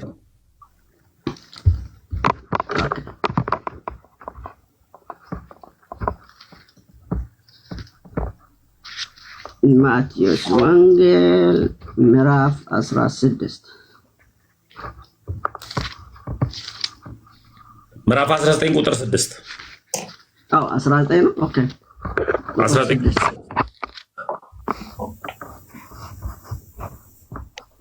ኦኬ አንብቦ ምን ይላል? እስኪ አንብቦ።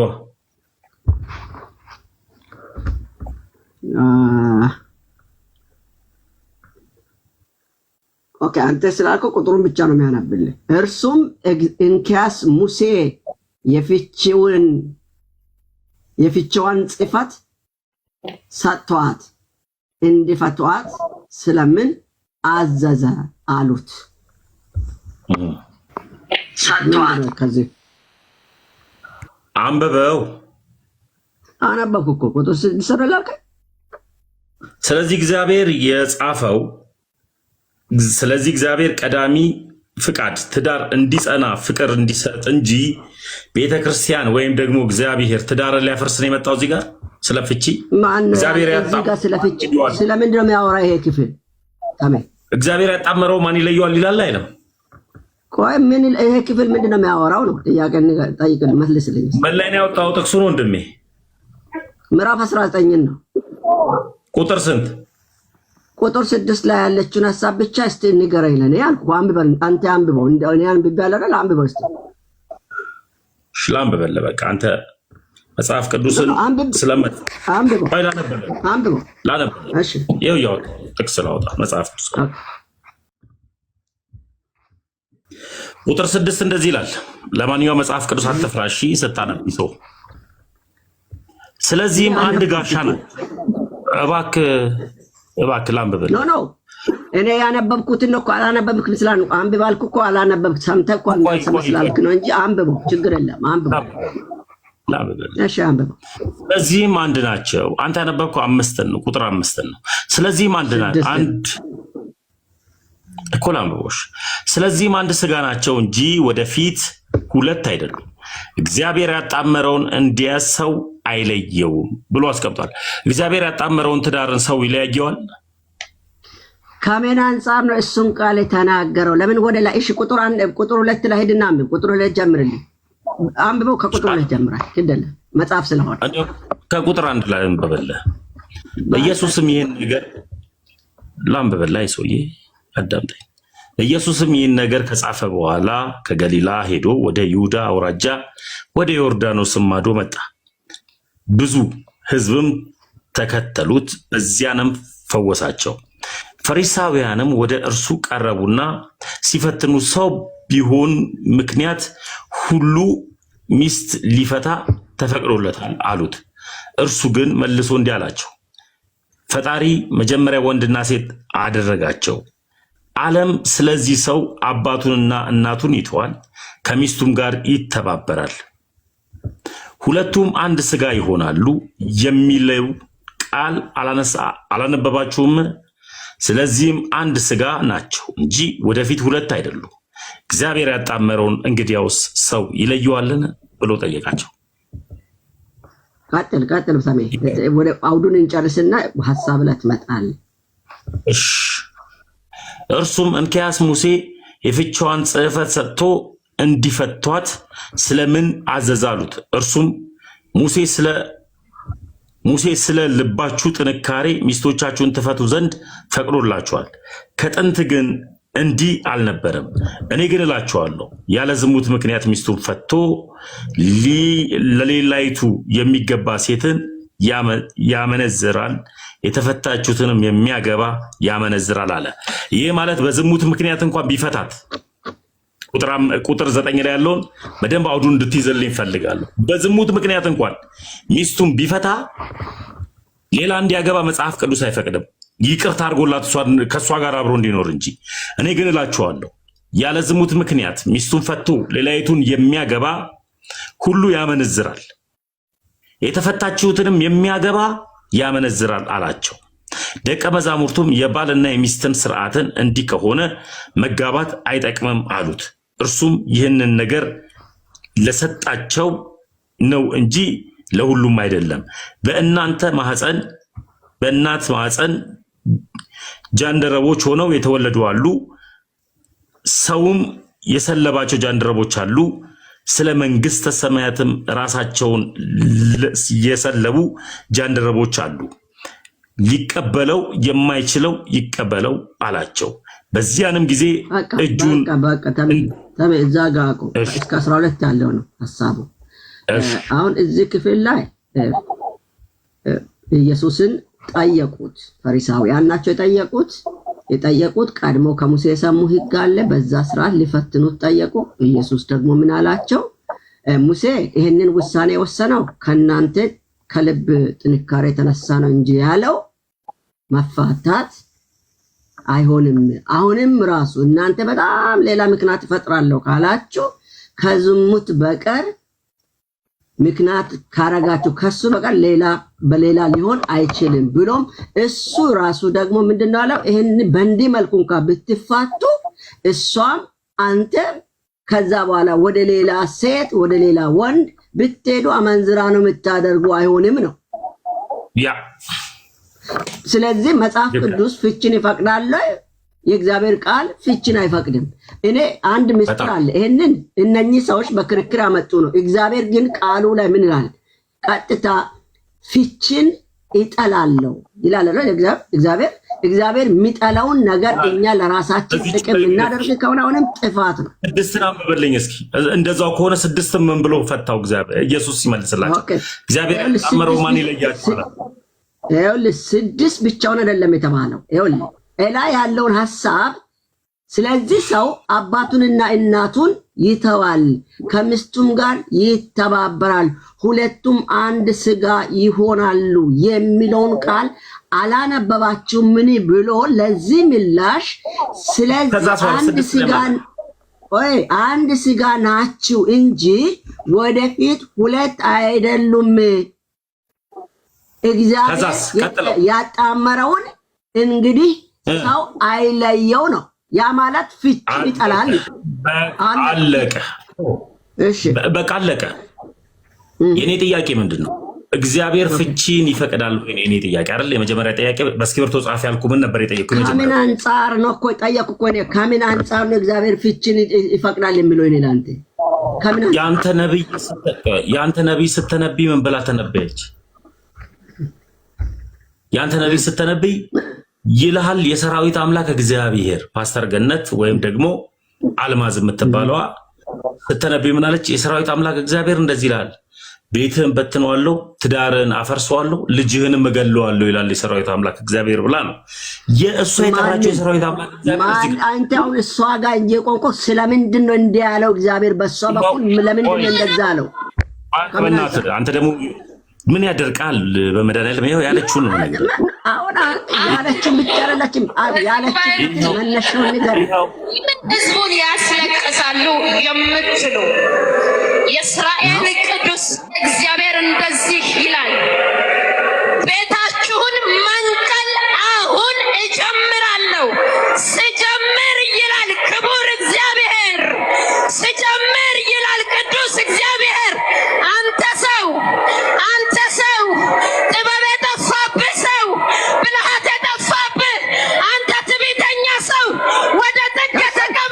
ጥፋተኛ ይቀጣል በብዙ መልክ ቅጣት ነው። ለዚህ ለማይታዘዝ ሰው የሚነገር መልእክት በቤተ ክርስቲያን እንዲህ ይላሉ ብላ ልትል አይገባም። ይሄ ልክ አይደለም።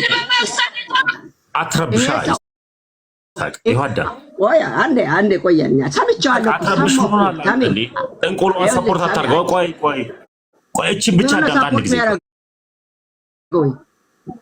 አንተ ፓስተር አይደለ እንዴ? ምን ሆነሃል ይሳቅ? እኔ ፓስተር አይደለሁም። እኔ ወንጌል ሰባኪ ነኝ፣ ወንጌላዊ ነኝ። እሺ ወንጌላዊ ነሽ፣ ተረጋጋሽ፣ አዳምጠኝ። አሳባኪ ነህ ግን አዳምጠኝ። አዳምጥ። እግዚአብሔር እንደዚህ ይልሃል፣ ትዳርህን በማፍረስ ጀምራለሁ ይልሃል ጌታ። አንድ ልጅህን በመውሰድ ጀምራል።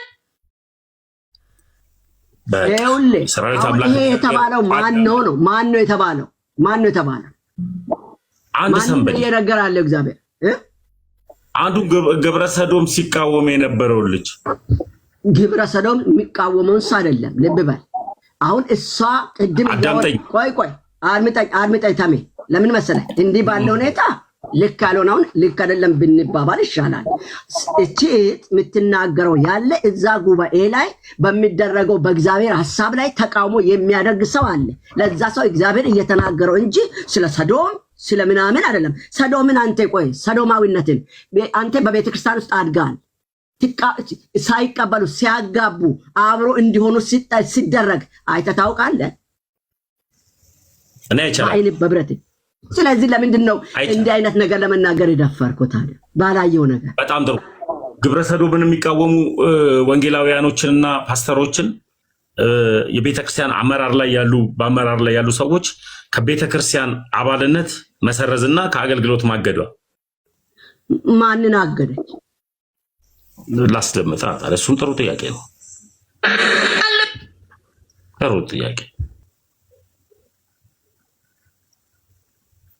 ጥሩ ጥያቄ ጠየቀኝ።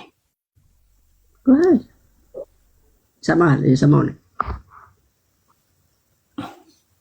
ስለ ስሜ በብዙዎች ዘንድ የተጠላችሁ ትሆናላችሁ የተባለው ቃል ተፈጽሟል። ዶክተር ስዩም አንቲዮኖስ ከኢትዮጵያ መሰረተ ክርስቶስ ቤተክርስቲያን ከአባልነት መሰረዛቸው ታውቋል ማለት ነው።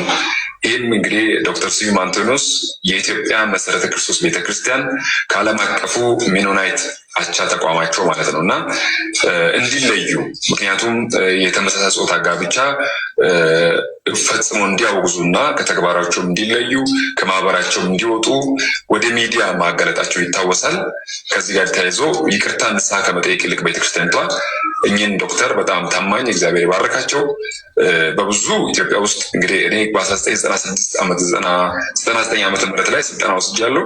ብዙ ወጣቶችን ከማስተርቤሽን ከተመሳሳይ ጾታ ጋብቻ ከውርጃ ብዙ ወጣትን ነፃ ያወጣ ብዙ ቤተክርስቲያናትን ያሰለጠኑ በሙያቸውም በስነ ምግባራቸውም እግዚአብሔር የባረካቸው ሰው ናቸው እና ባለቤታቸውም ጭምር ማለት ነው እና በሙያቸው የእግዚአብሔር ክብር ሲገልጡ ቤተክርስቲያንን ደግሞ በቅድስና እንድትመላለስ ትግል ሲያደርጉ መስዋዕት ሲከፍሉ የነበሩ ትልቅ ሰው ናቸው እና እኚህን ሰው ከቤተክርስቲያን አባልነት መሰረዝ ያሳፍራል። እንግዲህ አሁን ትውልድ ከቤተክርስቲያን እንዲሸሽ እያደረጋችሁ ነው። እንግዲህ ቤተክርስቲያን ራሷ ወደ አደገኛነት ቤተክርስቲያንን ከመታደግ ይልቅ ትውልድ ቤተክርስቲያንን ወደ መፍራት ደረጃ እንዲደርስ እየሆነ ያለ ማሳይ እና አሳፋሪ ነው እና ይሄ ተግባር ሊወቀስ ሰምቻለሁ። ይሄን ሰው ይኸውልህ አንድ ነገር አንድ ልንገርህ ማታውቀው አሁን ይሄን ሰው ታውቀዋለህ ወይ? የዚህን ሰው ታማኝ ምንጩን ንገረኝ። የዚህ ነገር ላሳይ ነው። መሰረተ ክርስቶስ ናታ ሄደችው ምን ሆናል? እናንተ አይደለም። ይኸውልህ ስለ ዶክተር አላወራሁም እኔ ስለ ዶክተር በኋላ አወራሃለሁ። ይሄን ሰው አሁን ስለ ዶክተር አዳምጠኝ አንድ ጊዜ። ይኸው ይሄንን አገልጋይ አንዱ የምታውቀውን አገልጋይ እንዴት እንዳገደችው ላሳየ። ወንጌላዊ አዳነን እንዴት እንዳገደች የአርባ ምንጭ አገልጋይን ኤልሻዳይ ቲቪ ላይ የሚያገለግለውን ትላንትና ነው ያገደችው። ይሄም ደግሞ በሚታወቅ ነው ግብረ ሰዶምን በመቃወም ግብረ ሰዶማዊነትን በመጸየፍ ስለ ግብረ ሰዶማዊነት ብዙ የጻፈ የመሰረተ ክርስቶስ ቤተክርስቲያን ጀግና አገልጋይ ወንጌላዊ አዳነ ደቻሳን የመሰረተ ክርስቶስ ቤተክርስቲያን አግዳለች፣ ማገዶን አሳውቃለች። የእሳቸውን መልእክት እንስማ። የግብረ ሰዶማዊነት ጉዳይ ብዙ ሀገሮችን ብዙ ህዝቦችን ከእንስሳት በታች ያደረገ በሞራላቸው በስነ ምግባራቸው የዘቀጡ እንዲሆኑ ያደረገ እጅግ አስከፊ እጅግ ነውረኛ እጅግ ክፉ ነገር እንደሆነ ብዙዎቻችን የምንረዳው ነው። እጅግ ክፉ ነገር እንደሆነ መጽሐፍ ቅዱስ በብዙ መንገድ ይገልጸዋል። ክፉ ይለዋል። ይህንን ግብረ ሰዶማዊነትን ክፉ ይለዋል፣ ነውረኛ ይለዋል፣ የማይገባ ነገር ይለዋል። በብዙ ቋንቋ ይናገራል። ይህ ተግባር በእግዚአብሔር ፊት እጅግ አስጸያፊ ነገር ስለሆነ ታሜ እንዲህ ማለት ይገባናል። ትኩረት ሰጥቼ ሰማው ነው። አንድ ነገር ልጠይቅ። እንዲህ እንበል፣ እንዲህ ብዬ ነው የምናገረው። እንግዲህ እኚህ ጀግና ወንጌላዊ ግብረ ሰዶማዊነትን ተጸየፉ፣ እንጸየፍ ማለት የሚያስተምሩ ናቸው። ግን ቤተክርስቲያን ወዴት እየሄደች እንዳለ ሁላችሁ እንድታጠኑ የራሳችሁን ቤተ እምነትና ቤተክርስቲያን እንድትመረምሩ ጥሪ ያቀርባለሁ። ወዳችኋል። እነዚህ ሰዎች የታገዱት በምን በዚህ አሁን እሱ ባቀረበው ስብከታቸው ነው። አሁን ብለህ ደፍረህ ተናግረህ በኋላ በዚህ ጉባኤ ፊት ነው እኔ የምነግርህ። እኔም አለው ሁለት ሰማይና ምድርን የፈጠረ እግዚአብሔር ከሁላችን ጋር ነው። በሱ ፊት በኋላ የምናፍር ይሆናል። ምን መሰለህ? ለምን ሰምተህ ጨርሰኛ ትቆማለህ አልኩህ። ለሰራነው ስራ በእግዚአብሔር ፊት መቆማችን አይቀርም። ሁላችንም አይደል? ፍርድ አትፍራ። በእግዚአብሔር ፊት ነው ገና ፍርዳችን የምናውቀው። አይ ጌታ ይላል ላይ መልስ ነው ያልኩህ። ወይ ለምንድን ነው ማለት ለምን ትፈራለህ? እሱ አይ ጌታ ይላል ምንም ጌታ አላልኩም። ይኸውልህ በኋላ እኔም አንተም በህዝብም ፊት በዚህ በሚሰማንም ሰው ፊት በእግዚአብሔርም ፊት መቆማችን አይቀርም። አንድ ቀን ያን ቀን ጉዳችን ይወጣል።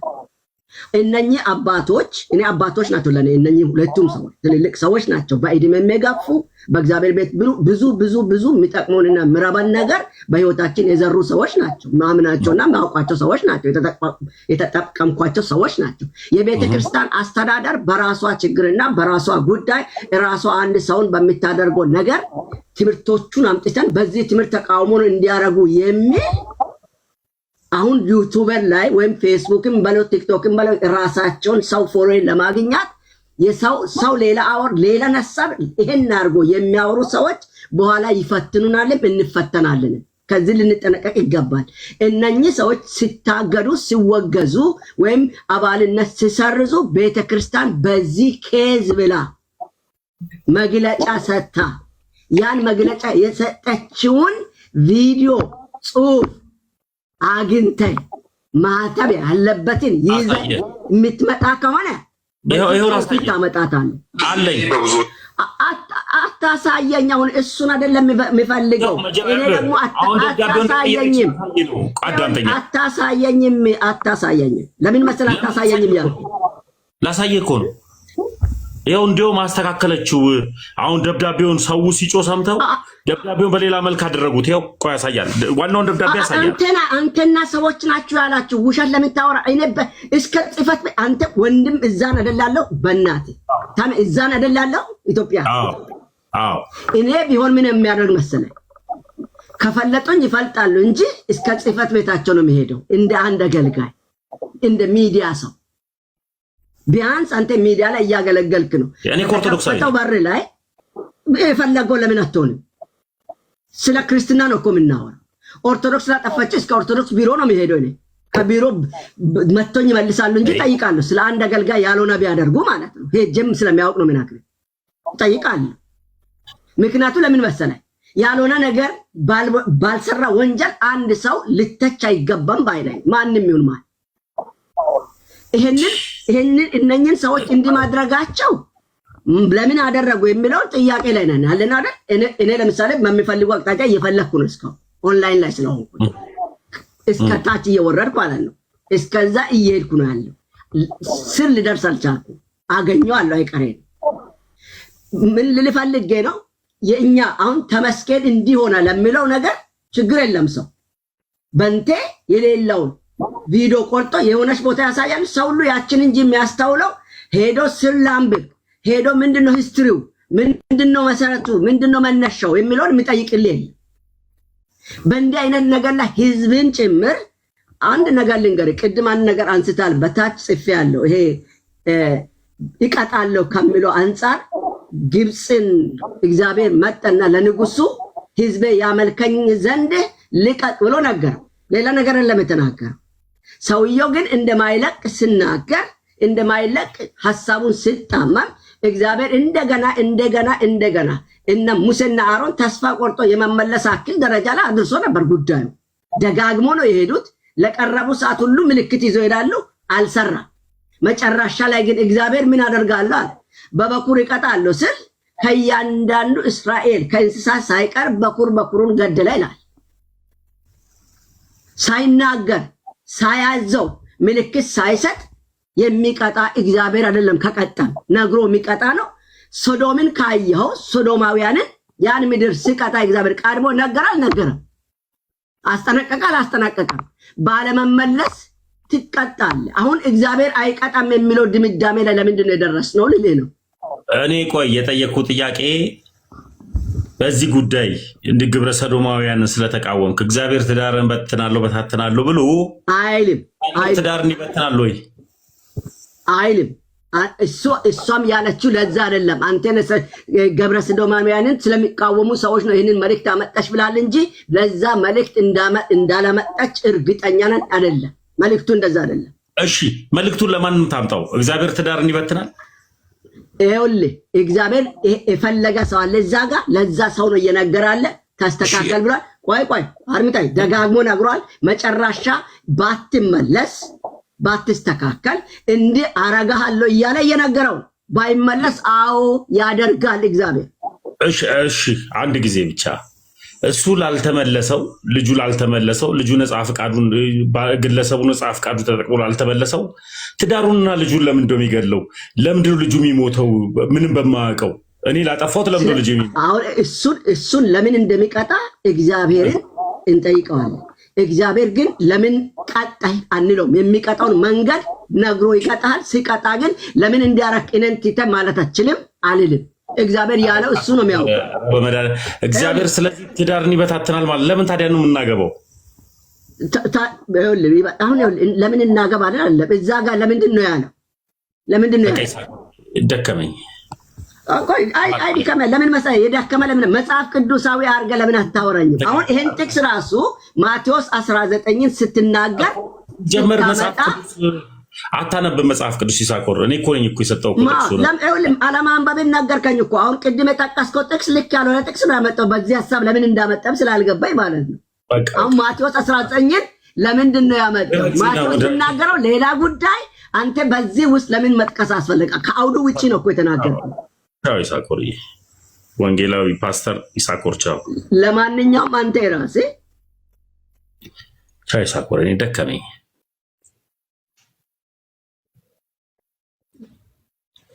እግዚአብሔር ማስተዋል ይስጣችሁ። እግዚአብሔር ትዳርን የሚበታተን ከሆነ ይሰለቻል። እኔ ላጠፋሁት ለምን ልጄን እግዚአብሔር ይገላል? ምን ባወቅ? እኔ ላመንኩት እኔ ምንድን ነው? ሰው ባመነው ነው የሚድነው። ሰው የራሱ ነፃ ፈቃድ አለው። እንዴት ሰው የራሱ ነፃ ፈቃድ እያለው አይ አንተ ባጠፋው ልጅህን እግዚአብሔር ይገላል ይባላል? ስለ ፍቺ ራሱ በትዳር ምክንያት በዝሙት ምክንያት ከሆነ ምን ይላል? ይፍታት። ከዛ በኋላ በዝሙት ምክንያት ስለሆነ እሷን ስለፈታት ሌላ ያግባ አይልም። ፈቲቷን ያገባ እሱ ዝሙተኛ ነው የሚለው መጽሐፍ ቅዱሱንማ ጠንከር ብለን እናንብበው እንጂ እግዚአብሔር የሚቆጣው ላይ እንቆጣ እንጂ። አሁን እናንተ ናችሁ ጠንቋይን የምትቃወሙት፣ እናንተ ናችሁ ሟርተኛ የምትቃወሙት። ሟርተኛ እየሆናችሁ ሟርት እየሰራችሁ ፔንቴዎች እናንተ ናችሁ ጠንቋይ የምትቃወሙት። ይሄ ከጥንቆላ በምን ይተናነሳል? በር ላይ ያለው እግዚአብሔር ይገላል እያለ የአዶ ከርቤ መንፈስ ነው የቦረንትቻ መንፈስ ነው የአቴቴ መንፈስ ነው ብላችሁ አላወራችሁም እንጂ የሰማይ አምላክ እግዚአብሔር የሰራዊት አምላክ እግዚአብሔር እንደዚህ ይላል። እስኪ በአዲስ ኪዳን እንደዚህ ያሉ ያስተማሩ ሐዋርያቶች ንገሩኝ እስኪ። የሰራዊት አምላክ እግዚአብሔር ገላለሁ ብሏል አፈርጣለሁ ብሏል ብሎ የተነበየ። ኧረ ደንግጡ እንጂ ሽሹ እንጂ በኢየሱስ እግዚአብሔር ወደ ማስተዋል ያምጣን። ማስተዋል ይስጣችሁ። ይበቃኛል። ረጅም ሰዓት ላይቭ ላይ ቁጭ ብያለሁ። ጥያቄ ያለው ሁለት ሰው ብቻ ድንገት ጥያቄ ያለው ጥያቄ የፈጠረበት ሰው ሁለት ሰው እፈቅዳለሁ። ከዛ በላይ የማልቆይበት ነገም ስለምገባ በዚሁ ጉዳይ ላይ ደግሞ የተለያዩ አዳዲስ ነገሮችን ይዞ ስለሚሄድ ጥያቄ ያለው ሁለት ሰው አንዳንድ ቁጥር ጻፉ። ጥያቄ ከሌላችሁ ግን ደስ ነው የሚለኝ። ጥያቄ ያለው ሰው አለ? ጥያቄ ያለው ሰው አመሰግናለሁ። ኢፊ ተስፋዬ ማን ነው? ኢፊ ተስፋዬ። እሺ ሁለት ሰው ድክም ብሎኛል። ጌታ ሰላም ብያለሁ። ኢፊ ተስፋዬ ሰላም ነው? እግዚአብሔር ይመስገን። ከየት ቤተ እምነት? ኢፊ እኔ ፕሮቴስታንት ነኝ። ጥያቄ ምንድነው? ቀለል አድርገህ ጠይቅ። እሺ ተሙዬ በጣም ወዳለሁ። መጀመሪያ እንትኑን አይቼ በታምራት እንትን ላይ በታምራት የተሰራውን መጀመሪያ ላይ እንትን መግቢያው ላይ ያለውን እሱን አይቼ ነው የገባሁት። የቱ ነው ታምራት? ታምራት ማለትም ነቢይ ታምራትን በተመለከተ አንተ የሰራውን እንትኑን አይቼ ነው የገባሁት። እሺ ምን በተመለከተ ምን ነበር ሐሳቡ? ማለትም ከእግዚአብሔር ጋር እግዚአብሔርን ለማሸነፍ ምናምን ብሎ ቆርጠ የላከው ምናምን። እሺ ዘፍጥረት ምዕራፍ 32 ከቁጥር 28 ላይ ማለትም ያዕቆብ ከእግዚአብሔር ጋር ታግሎ እንዳሸነፈ መጽሐፍ ቅዱስ ይናገራል። ያዕቆብ ነው ያሸነፈው እግዚአብሔርን ታግሎ? አዎ ይሄ ማለት ውጊያ ማለትም በምን እንዳሸነፈ ያው አንተ ታውቃለህ። ስለ አውዱን በደንብ ካየን ያው ግልጽ አድርጎ ይነግራል መጽሐፉ። ስለዚህ አሁን ታምራት እግዚአብሔርን ለማሸነፍ ስል ሌላ ነገር አስቦ ሳይሆን ኖርማሊ እግዚአብሔርን በምን አይነት ሁኔታ ለምሳሌ እግዚአብሔር ሩሩ ነው፣ ቸር ነው፣ ደግ ነው። ስለዚህ በዛ አይነት አመለካከት ነው። አሁን ያዕቆብ ከእግዚአብሔር ጋር በጦርነት ተዋግቶ ሳይሆን ማለትም እግዚአብሔርን አልለቅም ስምን ካልቀየርክኝ አልለቅም ብሎ ታግሎ ነው ያሸነፈው። እና ላይክ እንደዚህ አይነት ነገር አለ እና ታሜ ዙሪያ ያው ትንሽ ጥያቄ ሆነብኝ ለኔ። ስለዚህ ታምራት እግዚአብሔር ማሸነፍ ይችላል ነው እያልክ ያለው ነብይ ታምራት? አይ እሷ እንደዛ አይደለም። ታምራት እግዚአብሔርን ለማሸነፍ ስንል ለምሳሌ እኔ ከዛ ቦታውን ታምራት ጸሎት ላይ ነበርኩኝ። እግዚአብሔርን ለማሸነፍ ብዬ መጥቼ ሽንት በመጥረግ ጀመርኩኝ፣ ወንበር ማስተካከል ጀመርኩኝ አለ። ማለትም መልካም ነገሮችን በመስራት ደግሞ በኔ ላይ ችግር አለ ወይ ምለውን ራሱን ለመጠየቅ ነው እንጂ በኖርማሊ እግዚአብሔር ጋር ለመወጋት እግዚአብሔርን በስጋ ለማሸነፍ ይችላል እያለ አይደለም እያልኩኝ ነው። እሺ ወደ ቪዲዮ እንሂድ። እስኪ ቪዲዮን እናድርገው እስኪ ልፈልገውና እሺ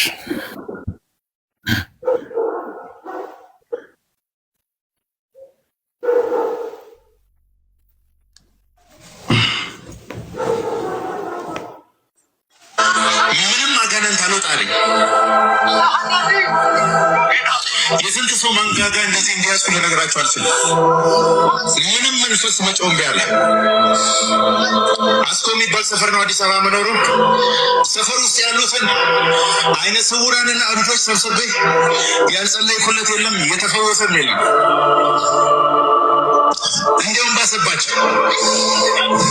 ከዛ ጌታ ለአገልግሎት እንዳልፈለገኝ ገባኝና 40 ቀን ጾም ጸሎት ገብቼ ጌታ ሆይ እባክህን ቀባኝ፣ እባክህን እዚህ ምድር ላይ እንድኖር ከፈቀድክልኝ ቅባት ስጠኝና ላገልግልህ።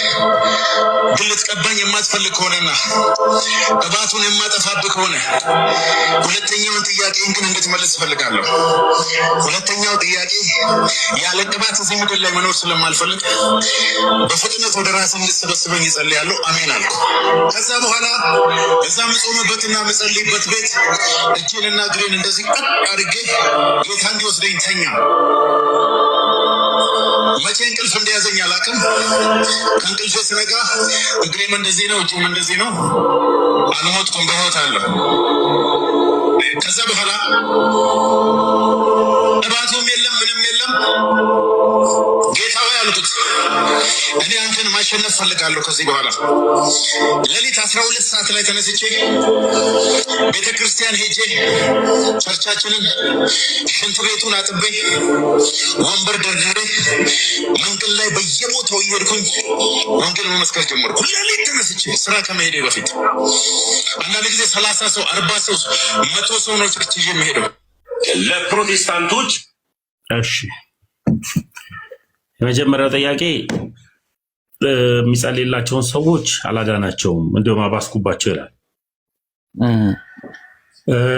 ቀጥሎ ደግሞ እግዚአብሔር ለአገልግሎት አልሾመኝም፣ ግን በግድ እግዚአብሔርን ታግዬ ያሸነፍኩት ይላል።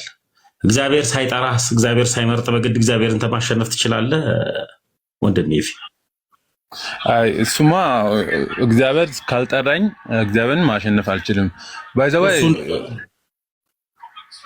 እና በሱ ሐሳብ አሁን እኔ መጽሐፍ ቅዱሳዊ ለማድረግ ነው የምፈልገው። ማለት በአዲስ ኪዳን ነብይ የሚባል አለ እንዴ? እሱንማ ካልተቀበልክ ያው ምንም ማድረግ አልችልም። ምክንያቱም እኮ ያው በአዲስ ኪዳን ነቢያት ራሱ የሉም ብዬ ነው ማለት ነው። አሉ በአዲስ ኪዳን ነቢያቶች። ከዛ ከሆነ ተሙዬ እኔ በጣም እወዳለሁ። እኔ አንድ ሐሳብን ያው አሳጥሬ አማርኛ ሁለተኛ ቋንቋ ስለሆነ ትንሽ ችግር አለብኝ፣ ግን እኔ እገልጻለሁ ትንሽ ለኔ ውስጥ ለሚሰማው ነገር ማለት ነው። እና አዲስ ኪዳን ታዲያ እንደዛ ከሆነ አትቀበልማ። ለምሳሌ መጽሐፍ ቅዱስ በእጅ ከሆነ ማለትም መጽሐፍ ቅዱስ ወደ ኤፌሶን ሰዎች 4ኛ ምዕራፍ ቁጥር 11 ጀምረ ማየት ይችላል። አንድ ቤተክርስቲያን የምትባለው 5 መሰረታዊ ነገሮች መኖር አለባቸው። ነቢ መኖር አለበት። እዛ ማየት ይችላል። ከፈለክ መጽሐፍ ቅዱስን አውጥተህ ብታየው ደስ ይለኛል። እና መሰረታዊ ነገሮች እነዛ ነቢያት ለምሳሌ ምን አይነት ነቢነት እንደሆነ አንተ ማወቅ አለብህ። ብሉይ ኪዳን ነቢ ከሆነ ባይዘው እኔ ለምሳሌ አሁን አዲስ ኪዳን ነቢያትን ይቀበላሉ። ብሉይ ኪዳን ነቢያትም ደሞ አሉ። እነዛ ለምሳሌ ብሉይ ኪዳን እንደ ኤልያስ ለምሳሌ ኤልያስ ከሆነ የሚያጠፋ ላይክ ማለትም የበዓል ነቢያትን በአጠቃላይ ያረደ ሰው ነው። ታላቅ ነቢይ ነው ላይክ እና እንደ ኤልያስ ብሉይ አዲስ ኪዳን ላይ ደግሞ ይሆናል ካለ አይሆንም። ምክንያቱም አሁን እኛ ያለንበት ዘመን የምህረት ጊዜ ነው። ላይክ እንደ ኤልያስ ሰውን ላይክ ጦንቃዎችን አጠፋለሁ ላይክ እንደዛ አይነት ነገሮችን አደርጋለሁ የሚል ከሆነ ይሄ አያኖርም። መጽሐፍ ቅዱስም በአዲስ ኪዳን ደግሞ የተፈጸሙት ህግጋት ስላሉ አይሆንም። ለይተ ደግሞ ነብነት ስንል ያው ለይተን ማወቅ ነው። ለምሳሌ ነብይ የተጠራው ለየት ሀገር ነው ለዓለም ነው ወይስ ለአንድ ሀገር ነው የሚለው ነገር ማየት አለብን። አሁን ታምራት አዲስ ኪዳን የሚወክል ነው። በአዲስ ኪዳን ለምሳሌ በአንድ ቸርች ነው ነብይነት የሚሰራው። ረመዳን ያለምተው ታምራት አዲስ ኪዳንን ይወክላል። እንዴት አይወክልም? አዲስ ኪዳን እስቲ መጽሐፍ ቅዱስ ካለ አውጣና ይኸው ታምራት ታረቀኝ አዲስ ኪዳን ይወክላል ተብሎ ተጽፏል? አይደለም፣ አልተጻፈም። ልንገርህ እና ለምሳሌ ኢየሱስ ክርስቶስ እኮ እኔ ካደረኩት በላይ ታደርጋላችሁ አለ በአዲስ ኪዳን። ኢየሱስ ክርስቶስ ካለ ደግሞ ኢየሱስ ክርስቶስ ያደረገውን አብልጠን ልንሰራ እንችላለን እኛ። ምክንያቱም ለኛ ኃይል ተሰጥቶናል፣ የእግዚአብሔር ልጅነት ተሰጥቶናል። በእግዚአብሔር መንፈስ ካልተመራን ደግሞ ያው አስብበት እሱንም እና ቅድም ታምራት ያለው እኮ አንተ ቅድም ሐሳቡን ሌላ ቦታ አታደርግ። ታምራት ያለው እግዚአብሔርን ለምሳሌ እሱ ከእግዚአብሔር ጋር ለመዋጋት ተራራ ወጥቷል ማለት ለጸሎት ነው የወጣው እንጂ ከእግዚአብሔር ጋር ለመዋጋት ጦርና ጋሻ ይዞ ህዝብን አስነስቶ አልሄድም። መቼም እሱ በጸሎት ከእግዚአብሔር ጋር ለመገናኘት ምክንያቱም የራሱን ክፍተት ስላየ ህዝቡ ለምሳሌ ማርቆስ ወንጌል ላይ ምዕራፍ 16 ከቁጥር 6 ጀምረ ማየት ይችላል። ወደታች ምን ይላል? ያመኑትን ምልክት ይከተላል ያል መጽሐፍ ቅዱስ ሲናገር ራሱ ብዙ ተአምራትን መስራት እንደሚችሉ ነው ኢየሱስ ክርስቶስ የሚነግረው። ስለዚህ እሱ ኢየሱስ ክርስቶስን ካመነ የልጅነትን ስልጣን ከተቀበለ በሱ እጅ ተአምራት ማየት ይፈልጋል። ሰዎች ሲድኑ ማየት ይፈልጋል። ከበሽታቸው ሲፈወሱ ማየት ይፈልጋል። እና ሳይሆን ሲቀር ምን አደረገ? ተራራ ወጥቶ ጸሎት ጀመረ። እንደዚህ እናድርግ ወንድሜ፣ ከልብ ነው ማመስገን። አንድ ያለ ሰዓት ነው ድክም ብሎኛል። እሱማ ልክ ነው። እሺ ሌላ ጊዜ ስትመጣ እናወራለን። አሁን አውራኝ ብትለኝ ከሌሊቱ 6 ሰዓት ነው፣ ደክሞኛል። እሱማ እኔም ደክሜያለሁ። በጣም ረዥም ሳቆጭ ብያለሁ። እኔ በጣም የምናገርባቸው ሀሳቦች ነበሩ፣ ግን ድክም መስላለኝ ነው ጌታ። በቃ እኔ አሳጥሬ አንድ ነገር ልንገርህ ተሙዬ። በቃ ሌላ ጊዜ ስትመጣ ከዛ ወጥቻለሁ፣ ሙሉ ከዛ ሀሳብ ወጥቻለሁ ሙሉ በሙሉ። አንድ ነገር ለመናገር ፈልጋለሁ።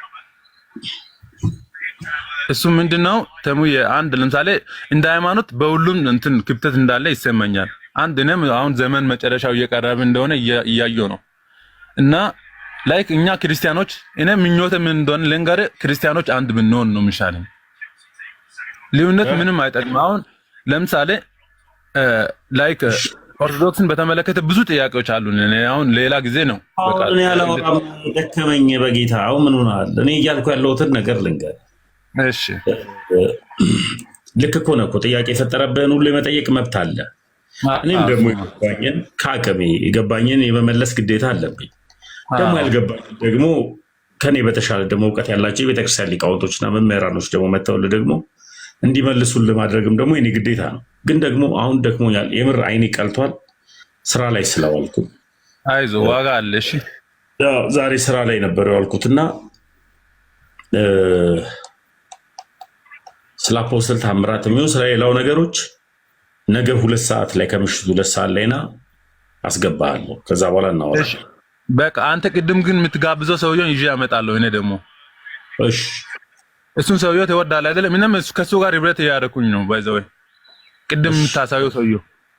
እሺ እሺ በቃ ለሳለሽ